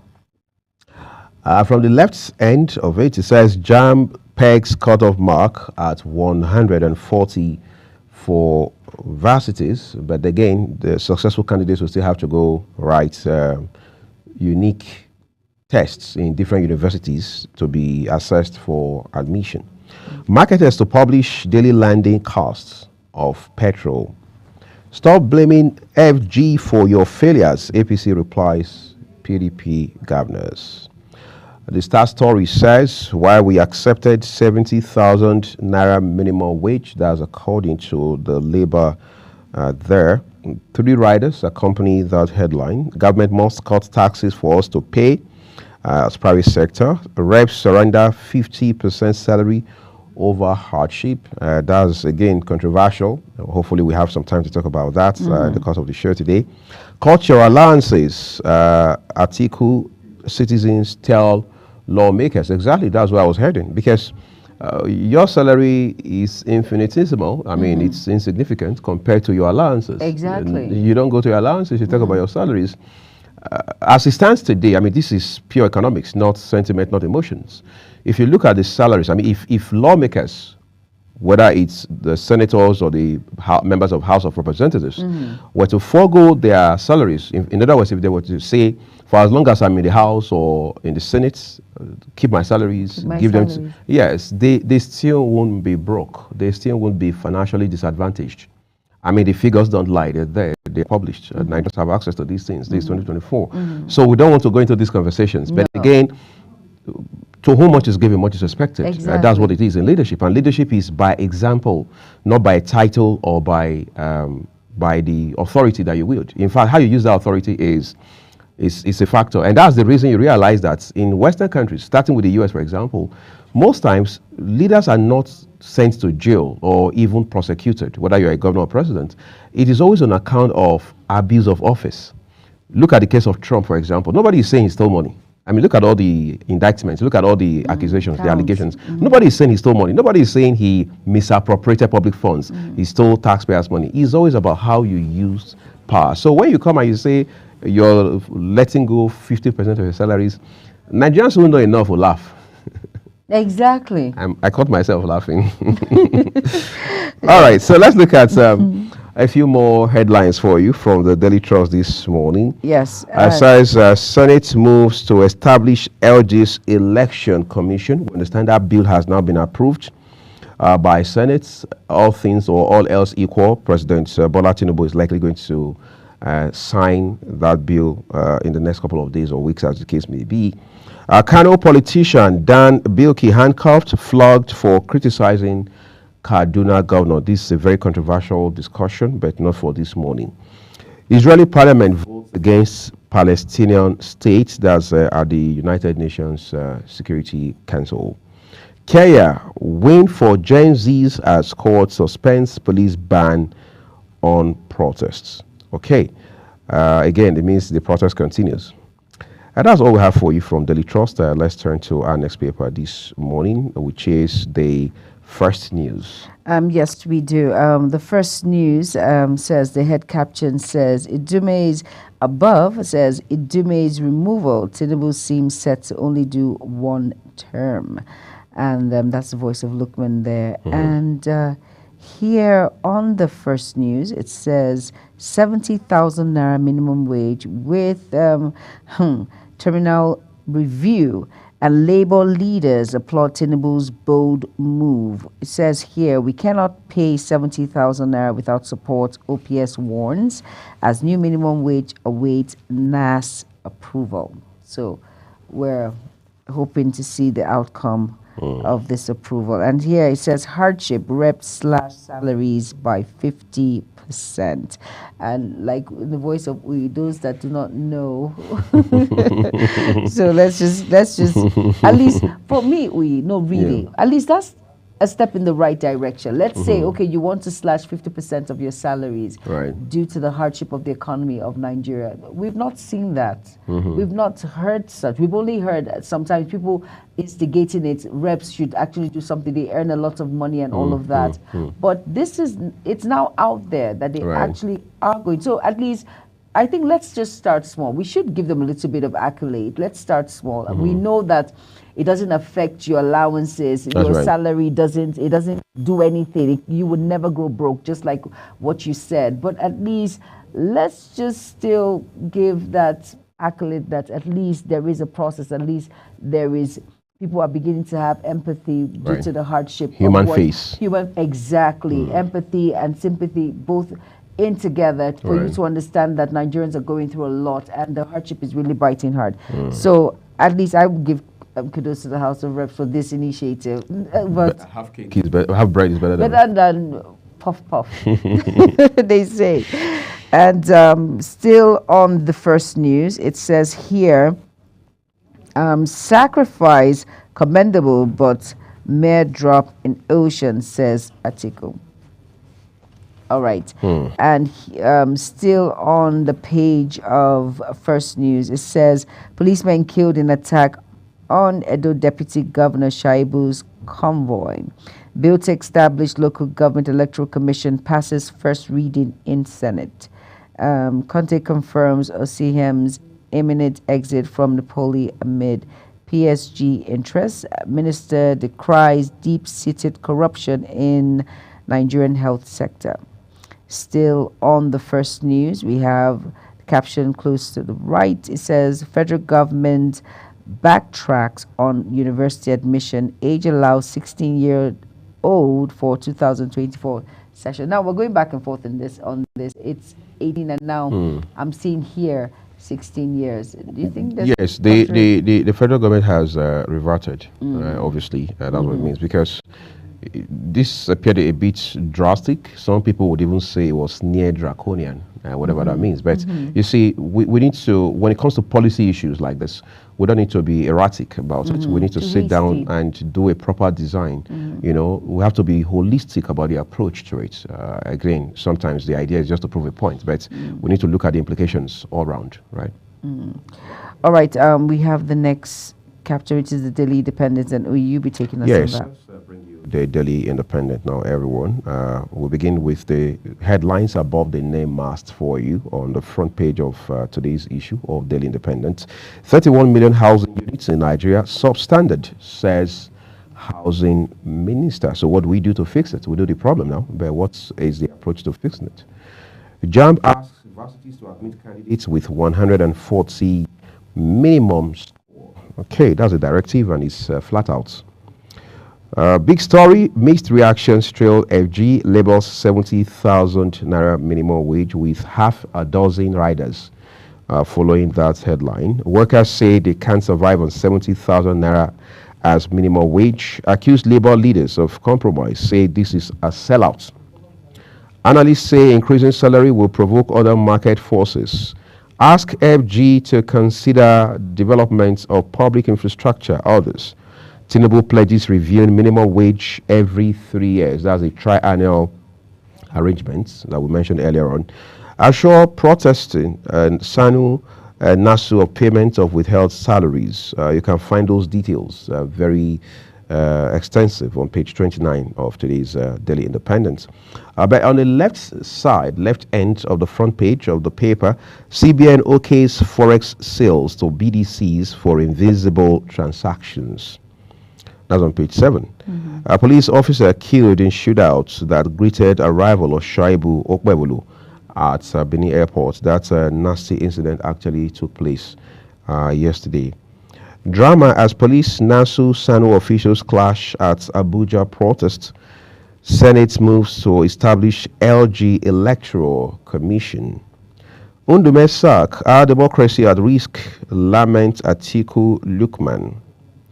We know promoters of planned nationwide protests, says federal government. We hope federal government also knows those behind kidnapping and other forms of insecurity as well, and those behind illegal mining and theft of crude oil, because this is too little to know. We should know more than this, at least at the government level. But there's a headline just at the foot of the paper, that's the Daily Independent. It says, Silva's appeal needless distraction, says Governor Diri. Of course, Governor Diri and his deputy have now been, their election has been upheld now, so which means the former governor, Silva, Temipere Silva, actually lost the Bayelsa governorship race. That case now has been settled, right? But then we have another paper this morning, the New Telegraph, and Juma has those headlines for us. Okay, the New Telegraph, and it says it's just repeatable of other news that has been making rounds. And at the top of the New Telegraph, it says Forex crisis, CBN douses tension, sells Forex to bury the change at 1,450 naira to $1. Okay, at least we know we're not going high. It's the price of the dollar is actually, well, let's just see how well if we can reduce more. I'm sure a lot of people will be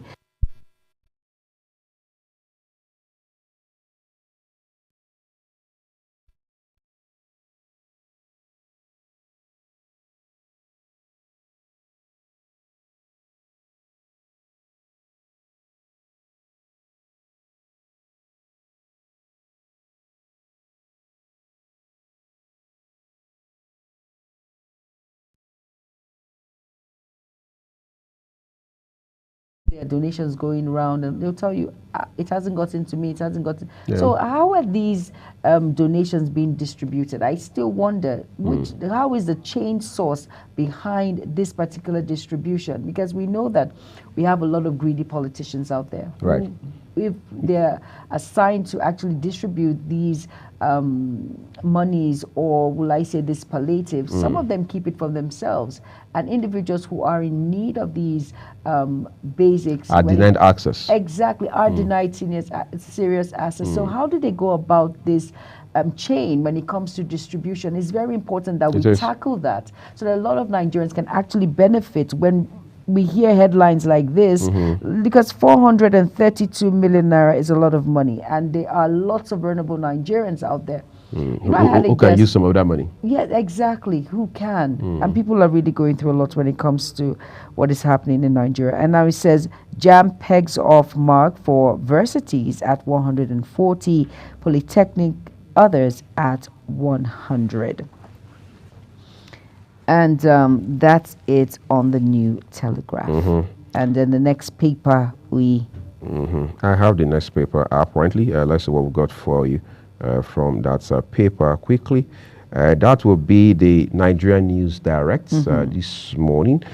Big story is still again about the minimum wage. Says Labour FG agree on 70,000 naira as Tinubu pledges 3-year review. With 2 riders here to support Labour with 36 CNG buses to ease workers' cost of living. We can't pay 70,000 naira without government support. That's private sector. So private sector is saying the government has got to cut them some slack, which is naturally expected. True. Right? NMDPR accuses indigenous producers of substandard petroleum products. NDLEA inducts Optiva Capital Chairman, CEO as WADA ambassadors. Under 18 admission ban, FG's directive spurs stakeholders debate.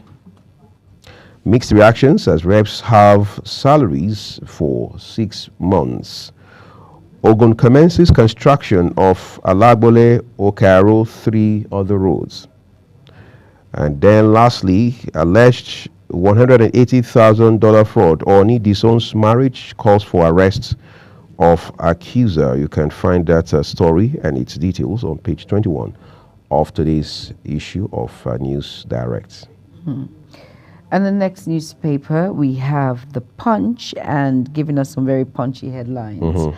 And beginning, of course, the caption there, boldly written, is minimum wage. And it says, NAS gets bill to use as Tinubu, Labour agrees on 70,000 naira And still on the Punch, it says crude supply, federal government continues fuel importation as rep probe IOCs.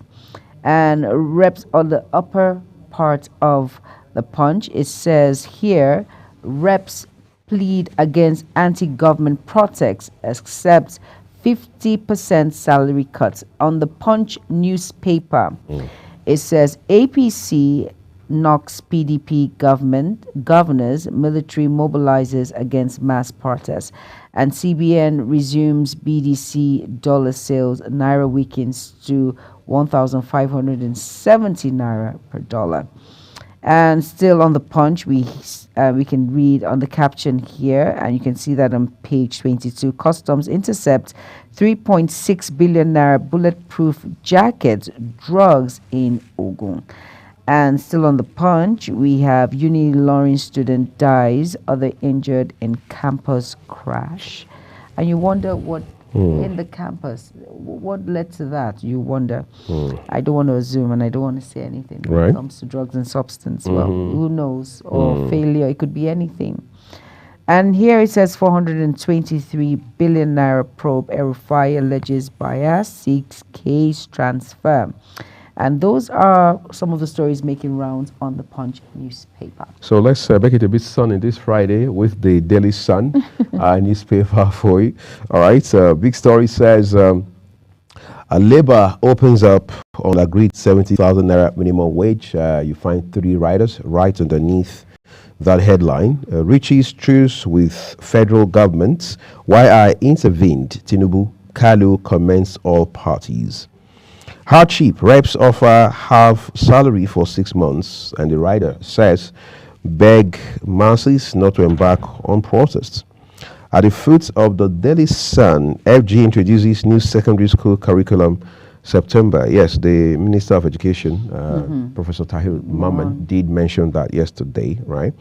But on the left corner, top right corner, I should say, just adjacent to the nameplate, it says LG Autonomy Senate moves to scrap SIECs, that is state independent electoral commissions. All right. The idea is ultimately to allow INEC conduct a different body altogether conduct local government elections, as against allowing states to have that prerogative. The writer says introduces bill on LG Electoral Commission. UTME, Varsity's Poly College of Education, fixed minimum admissible score, but again, we understand that's 100 for polytechnics and colleges of education, while that of universities is pegged at 140. All right, the writer says 331,208 jostle for 66,386 medicine, pharmacy. Of course, those are what they call, to use my mom's language, professional courses. All right. Labor films as police bar varsity workers from protesting in Abuja. That happened yesterday. The writer tells us threatens major industrial action. Atiku accuses NAS of supporting executive recklessness, says executive legislature unholy alliance compromising democracy. Airline operators deny media reports on alleged indebtedness to lessors. Describe reports as malicious, defamatory.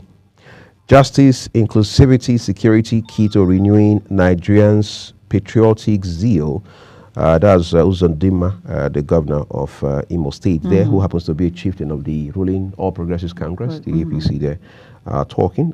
We have yet another paper for you, and Juma will bring you that shortly. Yes, the next paper is The Guardian. And The Guardian reads, of course, still talking about minimum wage on page 6, and it says Labour agrees to 70,000 Naira as lawmakers slash pay for 6 months. And still on The Guardian newspaper, it says 50% windfall tax. Shareholders dump banks, stock seeks policy reversal. Very important. And here he says fresh FX crisis, Naira depreciation force CBN to resume BDC funding.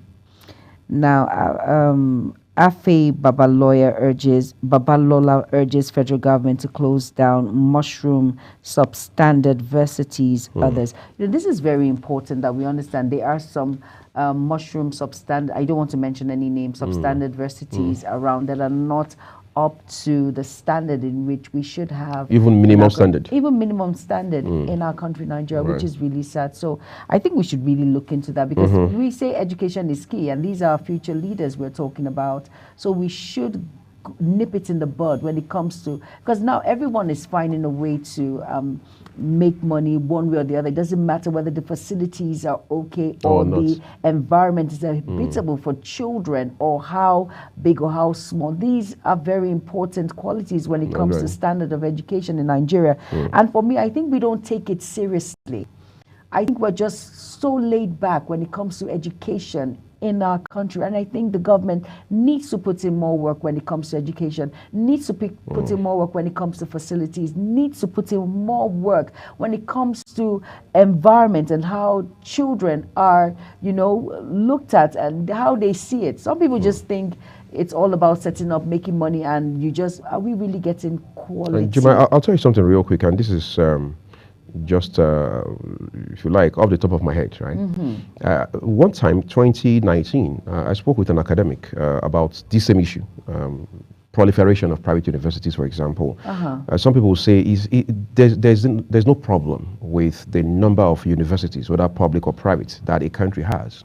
However, the fundamental challenge is the quality of regulation. Exactly. What is the NUC, the Nigerian Universities Commission, doing enough in that regard, for example? Each university has a governing board, all right? How effective or otherwise are their various governing boards or councils, as the case may be? So these are issues that we need to look at. I mean, how do you tell me in 2024 that students in a federal university, one that is otherwise prestigious, are taken to the streets, are barricading entrance to the university, are picketing the official residence of the vice chancellor to say our hostels are falling apart? We practically don't have conveniences. Exactly. We don't have kitchens. There's no water. There's no light for weeks, for months, and things like that. It's unfortunate, really. I think the government needs to nip this in the bud. It's a very serious issue. And that is why I think we have this sort of mindset that we have. The way we are grown within the four walls of the university. Exactly. And it doesn't work that way. Right. It needs to be nipped in the bud. Education is key, like we've always said. We see this educational fund, but no one is really, everyone's talking about education. Yes, it's good. But we're talking about the facilities, which is very important. How much of work are we putting in? How much of work are we putting in it? It's very important. It's not everyone that can afford to take their children overseas. Maybe that's why I feel the government is really like a desicle when it comes to education, because most of their because they don't feel children, affected. They do not feel affected. Their kids are all abroad. And then those that are here, let's try to make the best of it. And that's why if we can do the needful when it comes to education sector, when it comes to the health sector, when it comes to these very important sectors, I think we'll move forward in this country and no one will want to, quote and unquote, jackpot.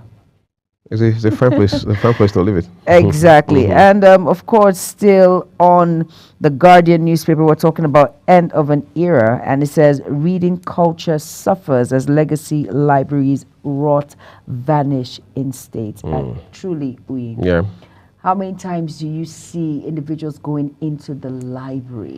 Library, we were to have archives of books. There's some very interesting books when it comes to our cultural values.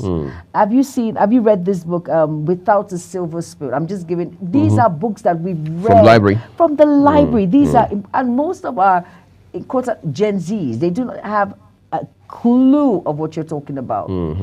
And this is a very important aspect when it comes to our cultural values here in Nigeria. Our libraries are rotting, like seriously. When was the last time? I don't want to ever put you on. I was last at the library. I was last at the library in 2011. And what year is this? This is 13 years down the line. 13 whole years. That's a long time. It is. We don't take reading. We're not passionate about reading anymore. They also got me. They also got you. All right. So it's people like you were actively referred to. And then it says reps in rowdy session over alleged link of opposition to planned protest. Well, well, let's see how this plays out. And Ndume reps backs the motion as Atiku, CUPP, others fault attack on democracy. Dangote refinery yet to be licensed, operations not scuttled, says NMDPRA.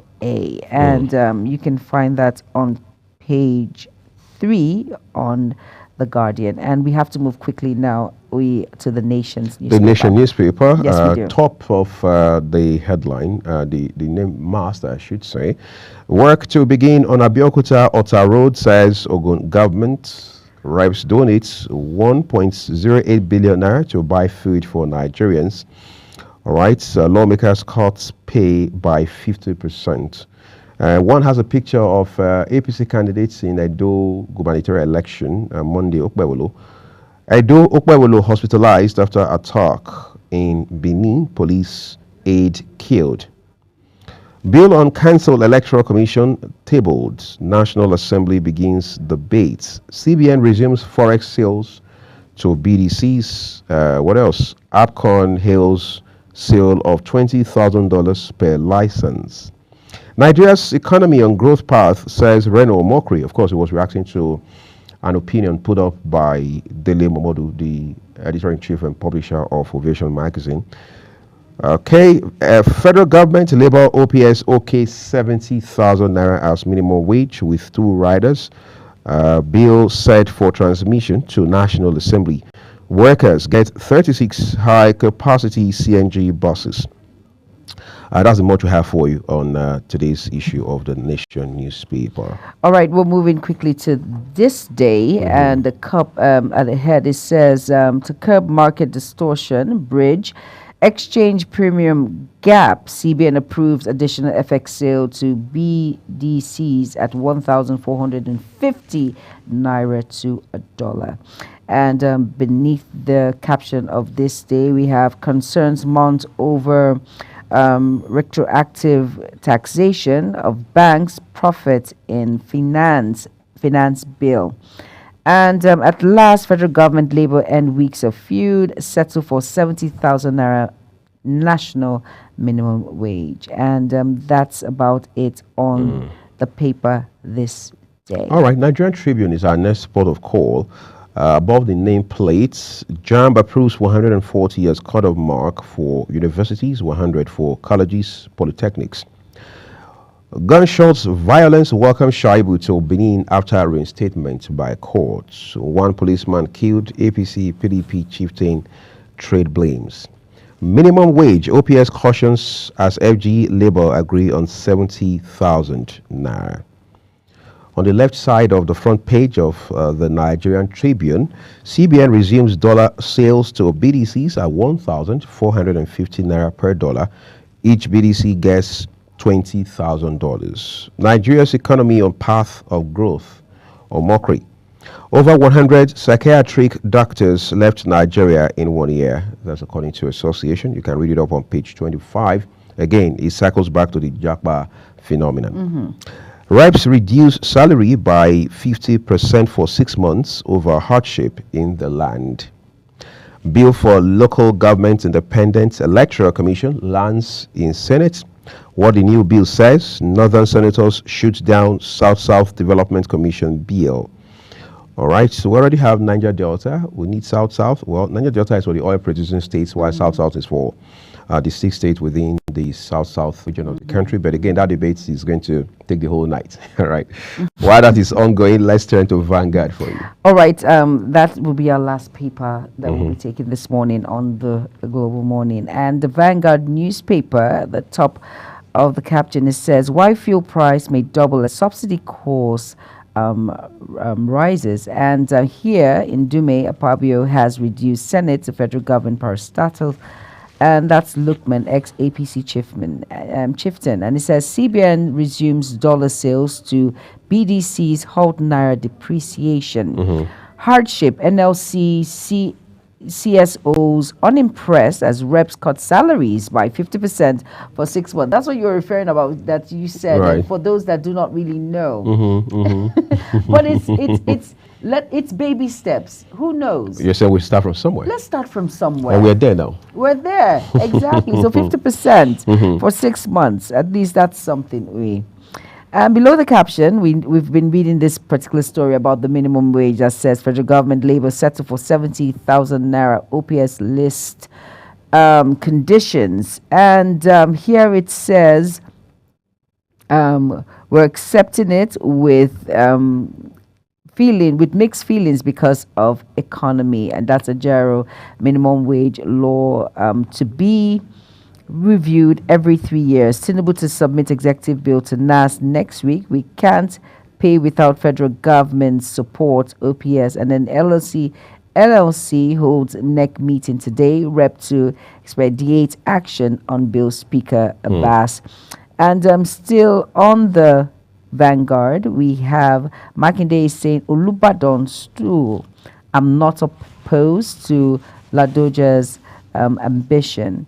And with that, we have to, one more caption on page 9 of the Vanguard. It says, after protest, federal government makes U-turn on 18 years benchmark for admission into universities and others. So that's all we can take on the newspaper review today. And it's a good place to just wind down on the newspaper review. We have 2 conversations in front of us on the program for you this morning. But we have a report put together by our correspondent following through with the train service in the nation's capital here in Abuja, which we'll bring to you shortly. In the meantime, do stay with us.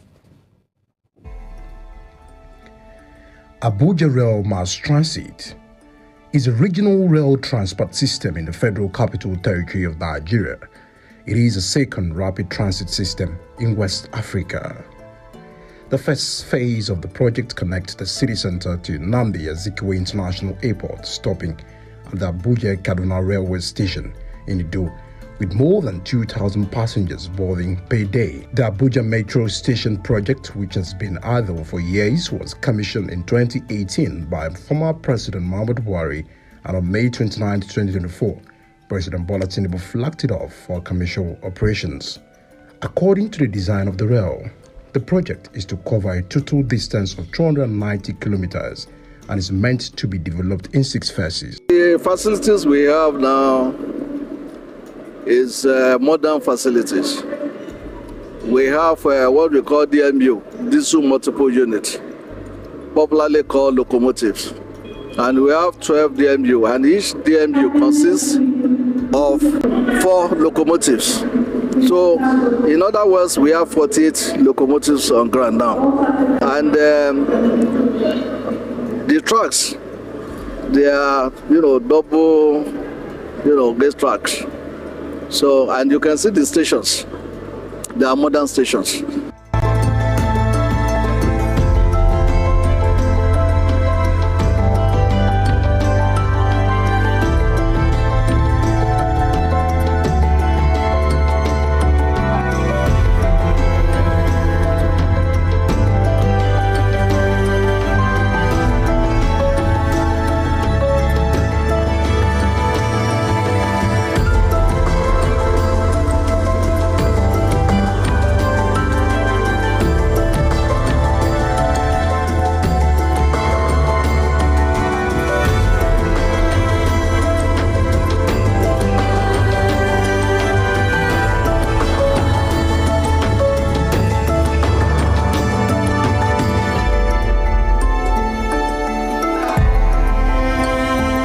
So far, so good.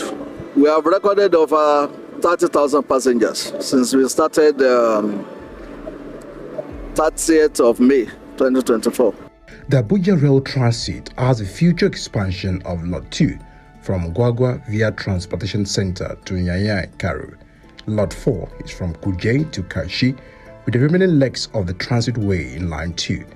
Lot 5 from Kubwa via Buari to Suleja. Lot 6 from Airport via Kuje and Gwagwalada to Dobi. this is actually my first time boarding a train, and I'm so happy and so glad for the federal government to bring this into Abuja, and this is really, really, really a nice experience for me. The train is clean, and as you can see, the securities inside there are doing their work. The federal government, I will commend them on this particular development because it's a welcome development in the city centers of Abuja. So people who are coming from the Basanjua to the city centers, who are working in the central areas, they find it very, very easy because due to the cost of the transportation now, fuel cost is too high. People cannot actually afford to use their vehicles to go to work every morning. So they are using the means of this fast light rail to go to their workplaces. I've been on board of the train for more than 11 times, and I feel good that the government provide for us a free and reliable transport for everybody. Or at least on this one, they did very well. We are already live inside the train, about to move in less than 5 minutes down to the airport, which is the final stop for today's. And of course, the experience right here, the passengers already boarding, is quite electrifying, giving a lot of commentaries about how they feel about the train. Generally, this is also in a bid by the federal government to cushion the lot of transportation pressure on the residents of the Federal Capital Territory. And we can see the passengers are already boarding, sitting behind, and having a feel of what the train really looks like. For some of them, this is the first time, but for others, it has been on operations right from 30th May till today. They have been boarding the train to and fro. And this is also a way of also encouraging the fact that the experience of the train station and the fact that the security right here is also safe for the passengers. The commencement of commercial operations of the Abuja Rail Mass Transit Project is to solve the perennial transportation problem in the Federal Capital Territory and its adjoining towns and cities. The project will also be a reliable alternative to road transport, help alleviate traffic congestion in Abuja, and reduce strains associated with heavy traffic. The light rail system will also provide mobility for residents to access various parts of the city, as well as support social inclusion and provides greater access to employment, education, and healthcare facilities.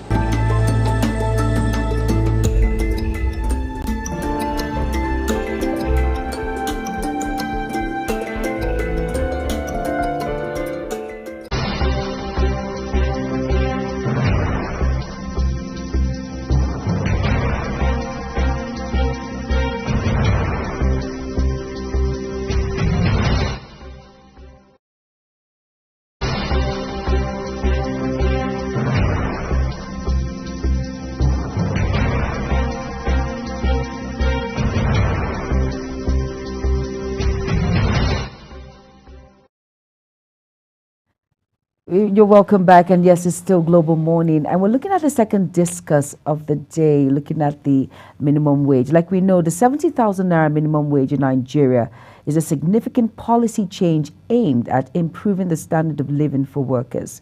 Now, this increase represents a positive step towards addressing income disparities and enhancing the welfare of employees of various sectors.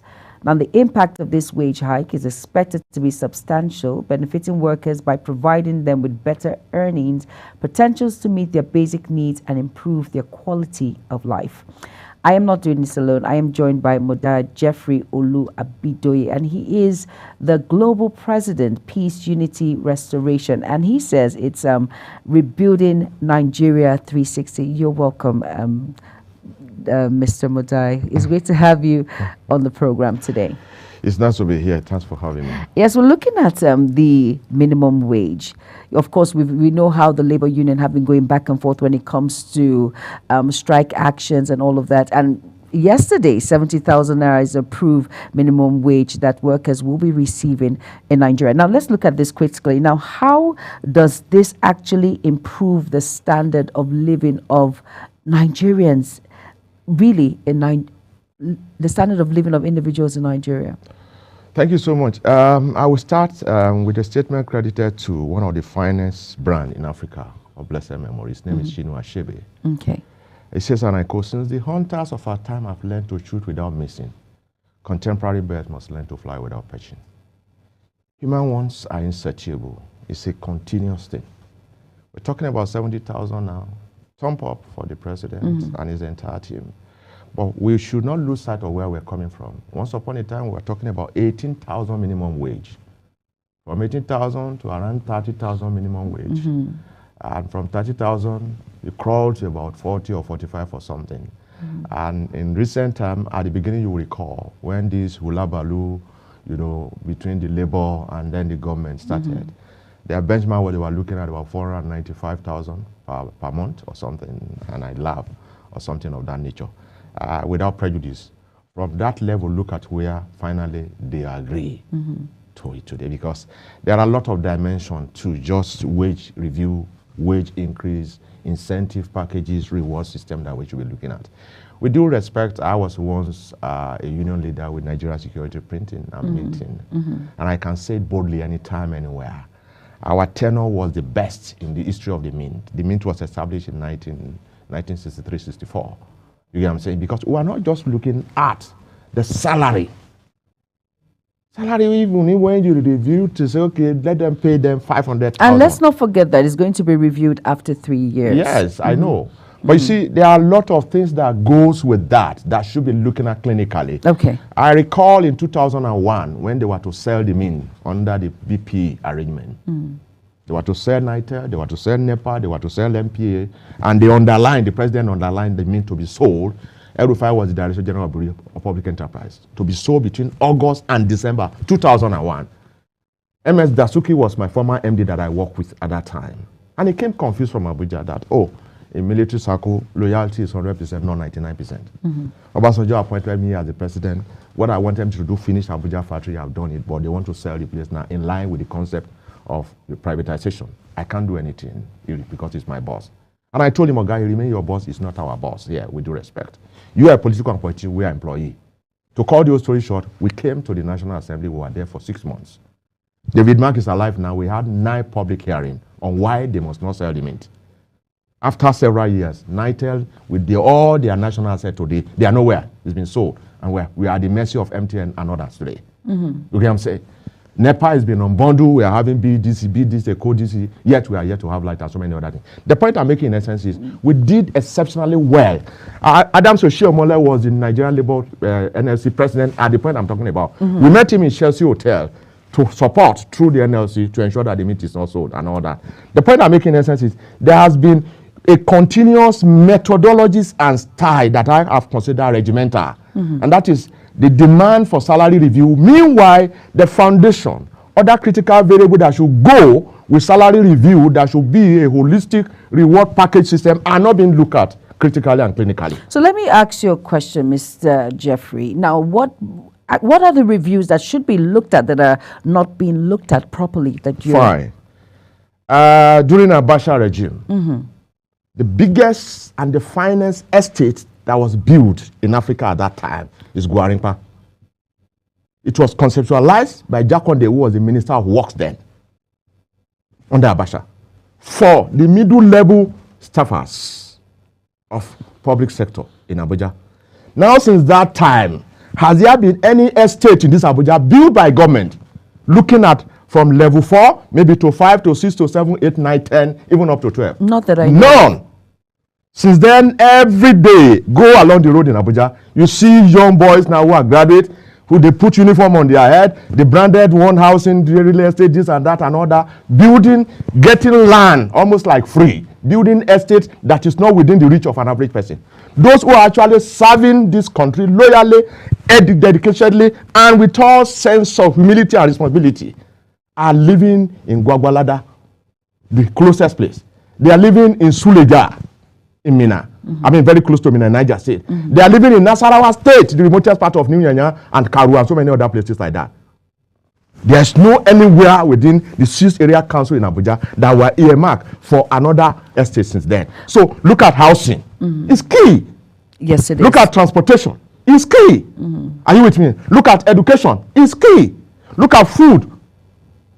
It's key. These are key things that takes away your money. For instance, the cheapest thing in the same climb, whether in Europe, whether in America, whether in Asia, is access to food, affordable, accessible to an average person. Now, a mudu of gari for the first time, as we speak, is going for about 2,000 now. A mood of rice is going for about, the list of them is about going for 27 or something. We rebuild Nigeria 360 degree. We signed an MOU with National Orientation Agency on the 5th of October last year to go on a project of a 30-year rolling plan, rebuilding to rebirthing a brand new Nigeria through ethical, revival, through changing of mindset and so many other things. The first thing we had to do was to go on a 3-day national conference. But let me just come in before you take us on that particular journey. Yeah. You mentioned something very fundamental, and you said you brought us back to Adams Oshiomhole when he was the NLC president. Yes, yeah. And now let us compare Adams Oshiomhole a bit, and of course Joe Ajaero. What do you think is not being done rightly that should be done that Adams Oshiomhole would have done if he was the present NLC president as we speak? Do you think, before you tell us, do you think he would have accepted this 70,000 naira minimum wage for Nigerians? You mean Adams Oshiomhole? Yes, let's compare it a bit, because you mentioned something about fundamental. The reality today is that when the desirable is not attainable, you make the attainable the desirable. Exactly. I believe that this present administration, from the body language, very many Nigerians are not seeing some things now, but I'm seeing it. Okay. Because we saw this administration coming way back. Because I know that in a journey of a nation and a people, here will come a time that God will raise a Pharaoh that may not know Joseph's family. Here will come a time that a system will change radically that will benefit the overall interest, but it's not immediate. Because every strong economy anywhere in the world is never an event but a process. Okay. The point I'm making in essence is, they might not be getting it right now, but we get it right. Now, I'm talking of Adams Oshiomhole way back to 2001. Are you with me? Imagine that NLC, TUC, with due respect, are emphasizing the need annually to ensure that government put in their budget, capital budget, are you with me, proper and sustainable housing unit. For instance, when you join the civil service, at whatever level you join, it is expected by the law, by the civil service edict, that you are expected to put in 35 years, or when you clock 60, depending on when you come in. So once you attain 60, you retire. In developed clime in Europe, there's something they call preemptive giving under mortgage. So if you join after 2-3 years and you are confirmed, the system, through the collaboration of Nigerian Labour Congress, TUC, and their affiliate, supposed to be putting in place that once a public servant is confirmed, the system should be able to take its details to be able to put in place a mortgage system that he or she will have access to, whether you are level 10, level 15, or whatever level you are. Okay. Over time, that will be done that within 20 years, you will pay when you have your own housing. I mean, that's one. Two, the system should be able to look at a functional transportation system within the FCT. FCT, by conceptualization, is supposed to be a model to the other 35 or 36 states in this country. Today, where are we? Is the transportation system working? No. We're supposed to be, by now, to be having a light rail, so that even if the system now say, okay, we don't have enough land within the 6 area council. But we have a train station in Cuba that is just going to take effect for 6 months. To the glory of God. At least that is something. We should give accolade. At least that is the process. I commend that, but what I'm saying in essence is, now imagine this is 2024. Okay. I volunteered retired from service in 2004, 3 years after, all that, at the age of 39. In the last 20 years, or thereabout, I've been thinking day and night on how we can rebuild to rebirth a brand new Nigeria. Imagine if the emphasis in 2001 is, all these critical variables, we put it in place, and successive government has been sustaining and not derailing from it. Okay. I gave you an instance. I say Abacha built Gwarinpa, the biggest. Yes, you Today, Gwarinpa has been taken over by individuals. Are you with me? Imagine if we have that, system in place sustainably to say every year federal government will be building so number of housing for, those, what is the total population of those in public service as compared to the population of Nigeria. So within 5-10 years rolling plan, we will have sufficient housing needs. Two, within 5-10 years, it's about planning, it's about working, it's about sustainability. Well, what will you have? This government will come, talk about it, they come up with policy. In terms of policy formulation, writing and all that, we are one of the best in the world. But in reality, actualizing it, executing it, and sustaining it, and implementing it, that's the question, across the state level and everywhere. But I completely agree with you at some point, not all, but you were all entitled to your own opinion. Of course. Now, let's talk about Joe Ajaero a bit in that lighter picture. Don't you think the way that they went about the increment of the minimum wage is a different style compared to what we've seen before. No, look at it, because you said there is something you have seen that we are not seeing, but we'll get to see. But the truth is, I was like you at a point before they embarked on the nationwide strike that went on, going back and forth. You know, the increment from, we know how it was, from 500 to 450, from 450 to 62,000 and all of that. But don't you think they've actually changed their tactics now to stand on their ground? Because looking at it, the government did not want to even increase this one. They were bent on 62,000 naira, but they insisted that they were going to go on a nationwide strike for this increment of 70,000 naira. I agree with you to some extent.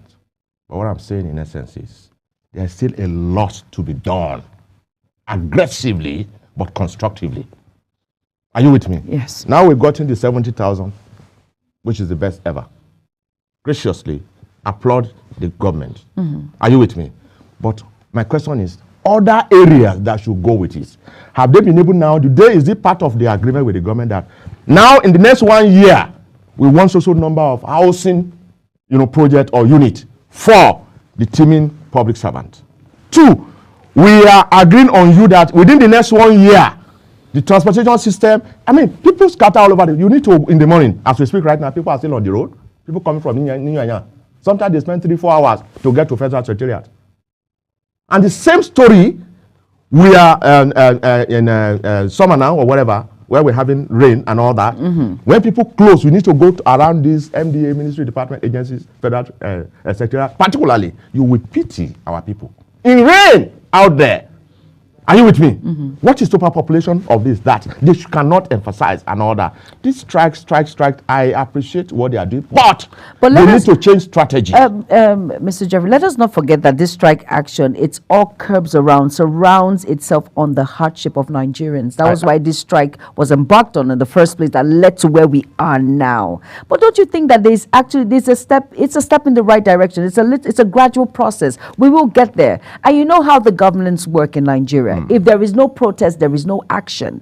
If there is no people coming out looting and all of that, that is when the government takes action. But let's give credit. Madam, let us we are giving credit. We are giving credit. Let us give credit. Yes. No, Mr. Abidoye. Yes. Let us give credit. First of all, to President Bola Ahmed Tinubu for actually having that sympathy to come out and have these negotiations with the NLC first. Yes. And let us give credit to the NLC. At least there has been an increment in the national minimum wage. Don't you think? I feel it's a step in the right direction. We are on the same page as far as this is concerned. I said something. I said, looking at the body language, the direction, this is a government that listens to the yearnings of the people. Very true. Let me give you an instance. When the central bank came up with what do you call this in the charges or whatever, this and that, they were to start implementing. All right? There was an outcry. The government said they should stop.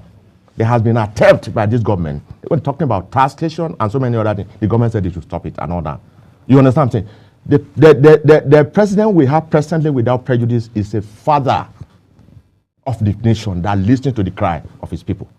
Are you with me? If you look at his style, unlike previous government without prejudice that are confrontational, this believes in dialogue, concentration, consensus, and constructive engagement. And that's exactly what is going on right now. And that's why I said, from the 2 dimensions, we must. Yoruba will say, if your child is good, let us appraise him. Exactly. I say, thump up for the present administration. And that's why I said something. I said, there is a lot in the pipeline that this administration will do.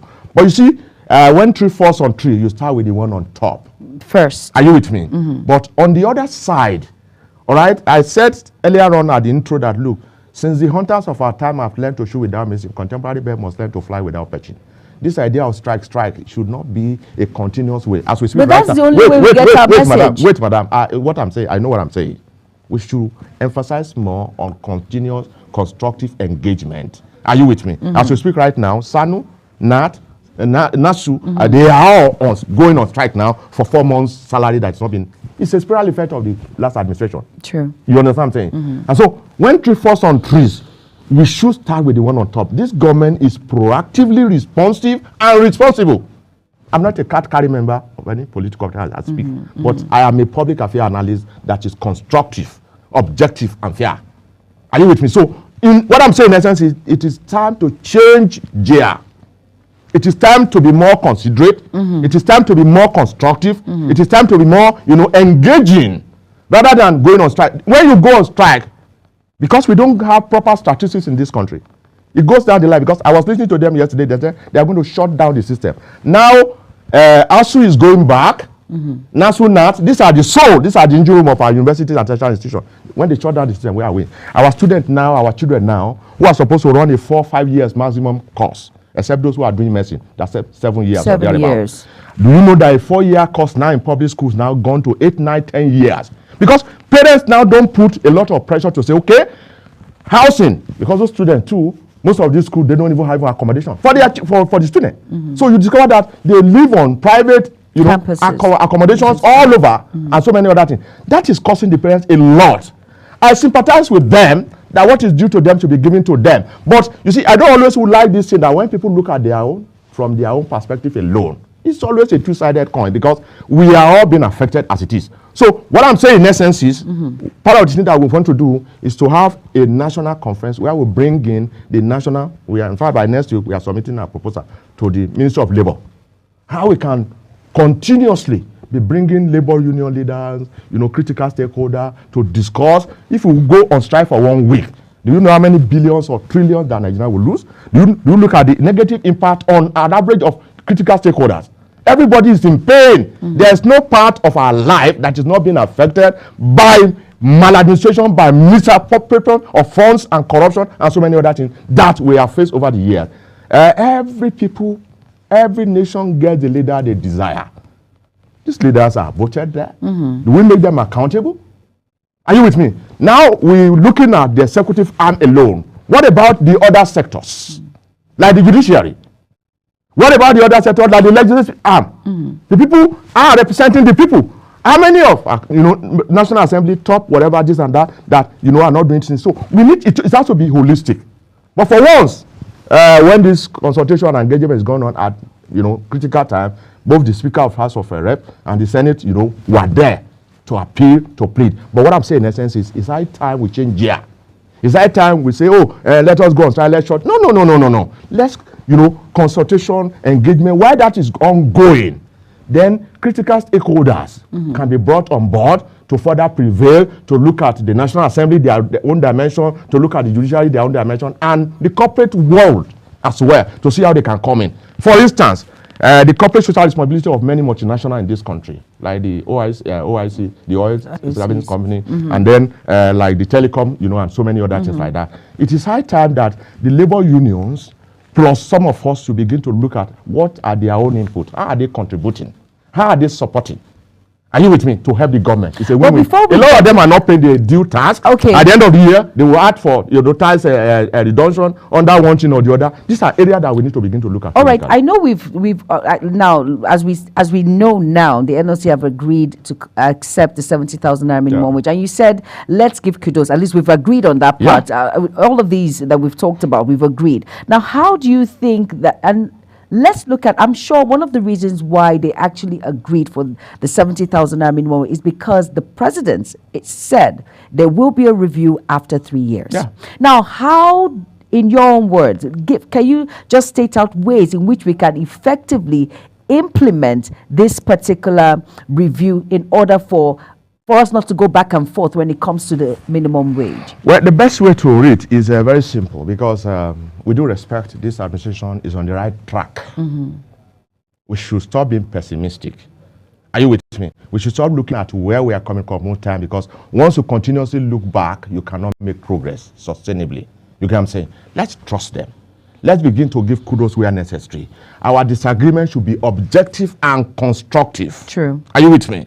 So, from that point of view, other area, like I said earlier on, we should begin to look at it, integrate, are you with me, either backwardly or forwardly, some critical stakeholder to begin to come in and help the system. For instance, the transportation system under public-private partnership. We are working on a project with FCDA presently to review and to reposition, to rebrand, to repackage, to remanage and remarket the transportation system in Abuja. One, if the transportation system is working well, and I know that on weekly basis I can buy my ticket, I am living in Gwagwalada, I'm living in Suleja, I know that right, maybe 3 minutes or 5 minutes away from my house, I can jump into the next available bus. If I miss one, the next 2-3 minutes, I pick another one to come to work in Abuja with my bag on my, you understand what I'm saying? In rain and in sunshine, that's one. 2, the 70,000 that we're talking about now, if you take 70,000 to the market, it does not buy a bag of rice. Are you with me? So these are things that we need to look at. How are we helping farmers? Like I was trying to say earlier on, we are to do a 3-day conference, bringing farmers. Because we saw at that time last year, a bag of rice was going for 38,000, 40,000.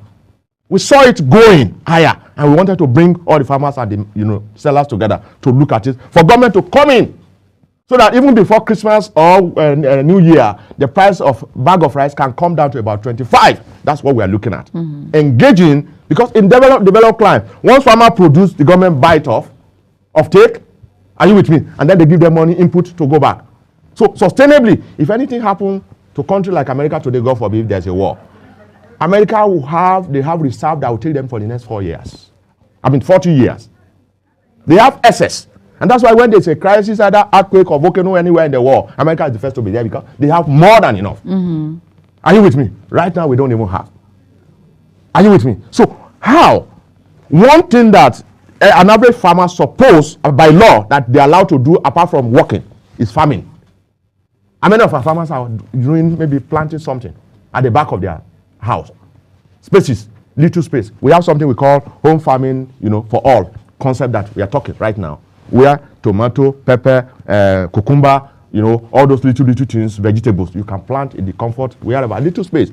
Even when you don't have space, you can put bag, cement bag, put soil in it, put manure in it, plant it. So that will reduce, because the 70,000 they are talking about, if certain critical area that on our part, the staffers now, the employees now, the civil servant now, does not address it, that 70,000 at the end of the month, by the time you collect it, you go to market, it will not buy you anything. So your take home will not take you home.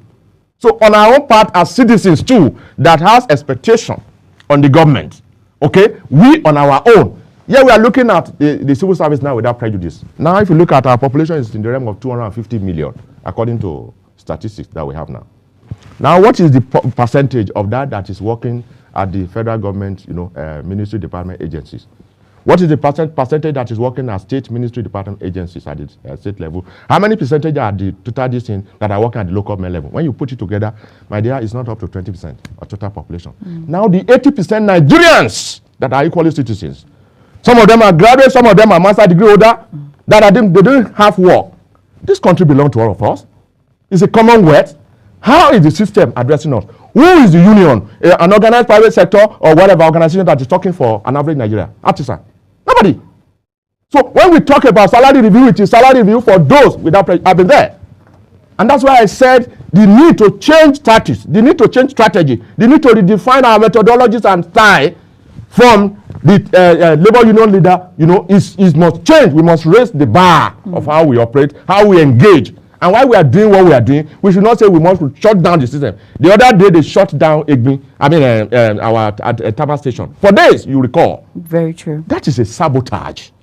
I recall, was it under Buhari regime? I recall, no, 1987, 88, I remember.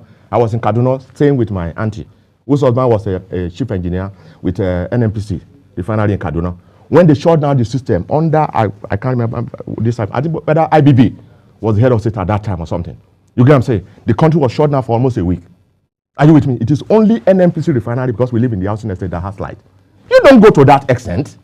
Because yes, you are agitating that they must pay you or review your salary. Now you shut down the system. So every other thing should be paralyzed. That's the point that I'm making. In 21st century, in 2024, we should not go that route anymore.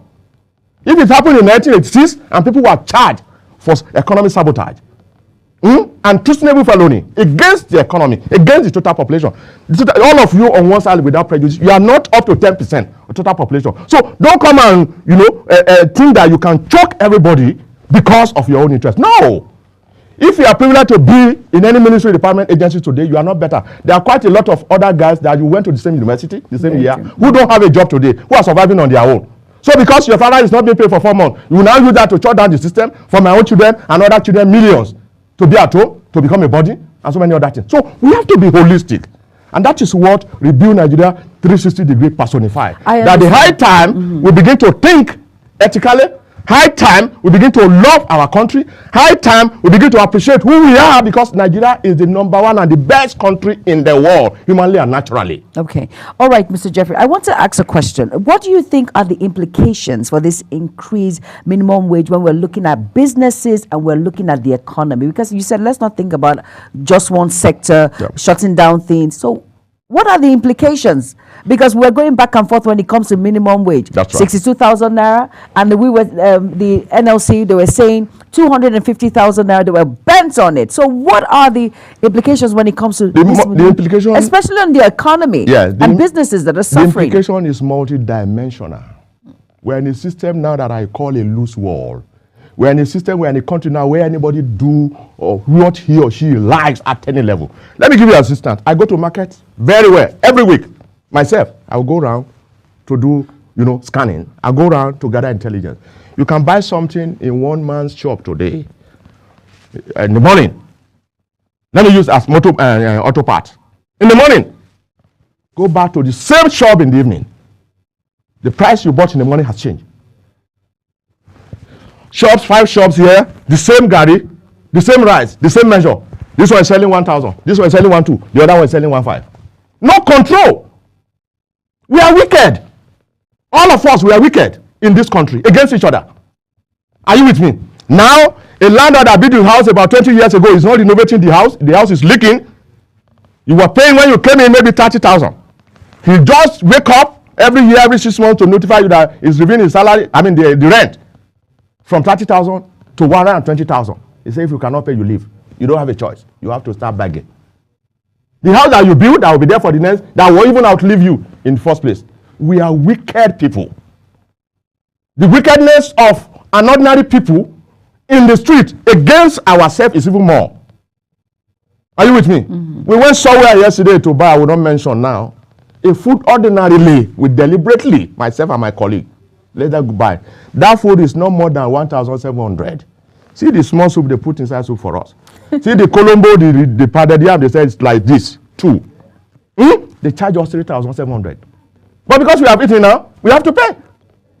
That's wickedness. And while I was engaging the woman, I was asking questions. So at all levels, we are changing, we are cheating ourselves. We are people that are wickedly wicked against each other. And so that's why I said a voice for that few, less than 20% is NLC, TUC, and the affiliate that are speaking. Once they want to do it, they should consider the overall impact, the spiral effect, the multiplier effect of their action on an average person on the street. Somebody who has children, who has never earned a cover from government, the money belongs to all of us, but everybody cannot be be engaged by government. So those who are doing their own private thing, who at the end of the day will be taxed, double taxation, across, if you are moving now, moving your goods from one state to the other, you get to Kogi State, you will see somebody put this on the road. They say, what is this and that? Have you paid for this? Have you paid for? You pay that one. You go to Niger State border, they will stop you there, a lot of things. So we are in a loose war. It is, what's it called? Colin Powell of blessed memory, one of the finest general of America, that says government have an eye that never sleep. The machineries of the government, the antennas of government to search, to put, to pay people who are taking undue advantages. The public, particularly those who are in the market. I remember when the price of things were going on, some of our brothers in the East, they sat down, they were clicking glass, I don't know whether you saw that video. It went viral. That the price of things are going up in the market. Goods that they have in their shops they were hoarding for 3 years, 5 years that have not been sold.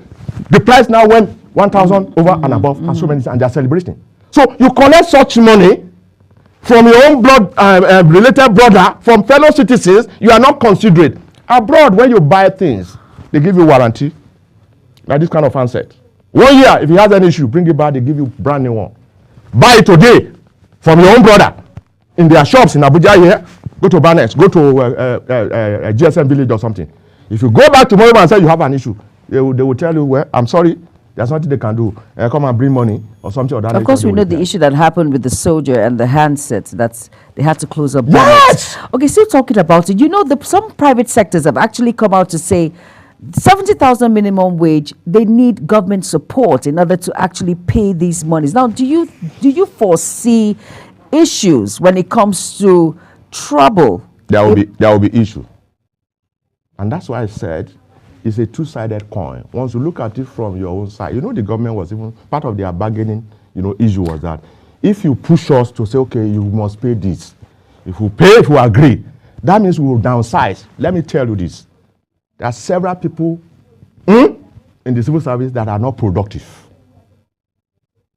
Local government, when we were growing up, they used to have agri department where they do poultry, they do piggery, they do goatry, they have farmlands, they plant, they harvest, they sell. None of our 774 local government today have an acre or even a room size of this as a farm. None. These are local government that will just sit down there, and then if you check their record, their numbers of employees in the local government almost outnumber even the number of people in the community.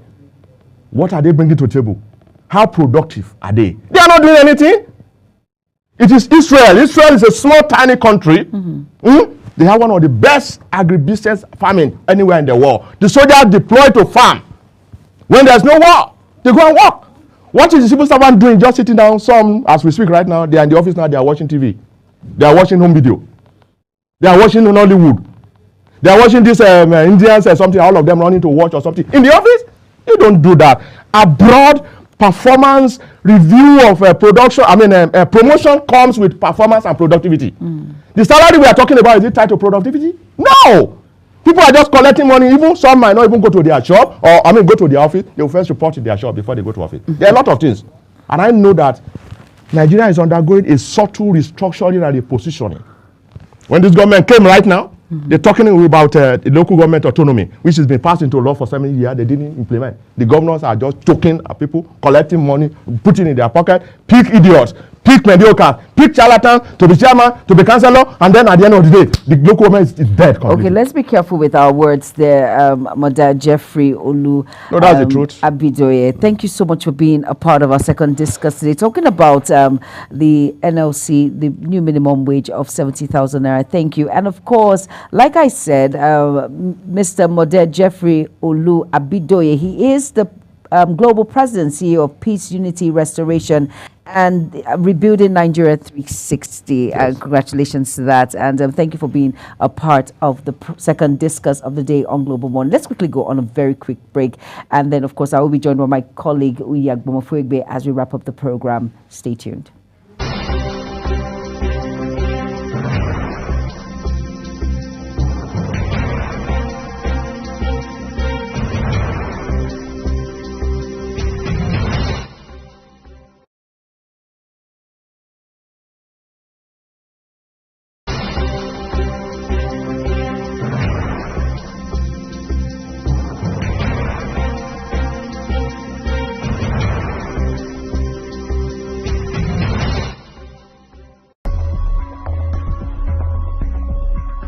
Frankly speaking, it is now time for Nigeria to see that Global TV has come and has come to stay.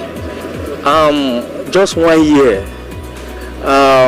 This is a plus for Global Television. My take on Global TV presence on DSTV, first of all, I must say, is a great feat.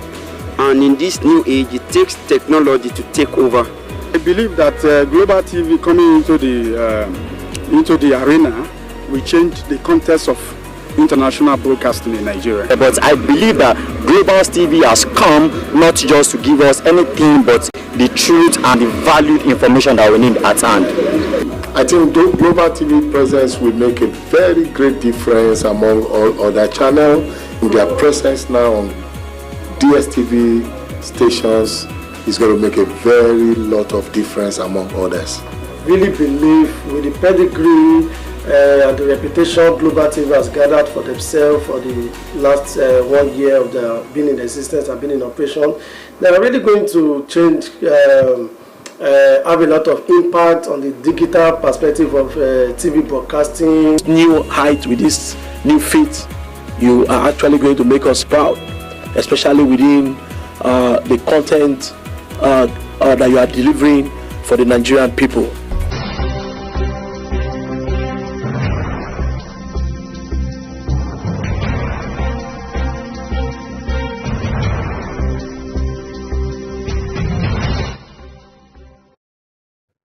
It's been some 3 hours of talk and many interactions this morning on the program, right? Yes, it has been a very heated Yours one. being the more heated one.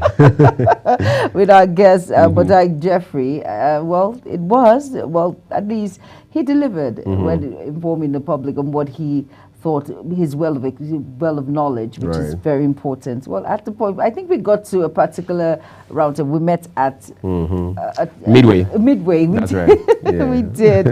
And of course, that's it on the program this morning on Global Morning. We have to wrap it up as quickly as possible. Hope you were well informed and hope you had an amazing time with us today. Join us same time tomorrow. Weekend, Global Morning Weekend. And I am Jumai Manson and my very well-dressed colleague here. I won't say I feel flattered. I just need to buy myself a Just drink. tell us your name. Let's go. I'm Wiyag Mofwebe. Good morning. Welcome to Global Morning. The death toll from flooding. Most time our politicians just bring in policies too, for sure. Incidentally, we have several more stories. The legislature was carefully crafted to 22.2% inflation rates as of April this year. What does that say about where we are as a country? I think Nigeria has resorted to being resilient. Before you call a police station, before they even leave, they'll take permission from I don't think there's really anything on ground to improve. the struggle, the ASIS strike. You have done their work and put us to the wall. We are not the slaves. I'm not a small boy. You should have given me the report. I have not seen the report.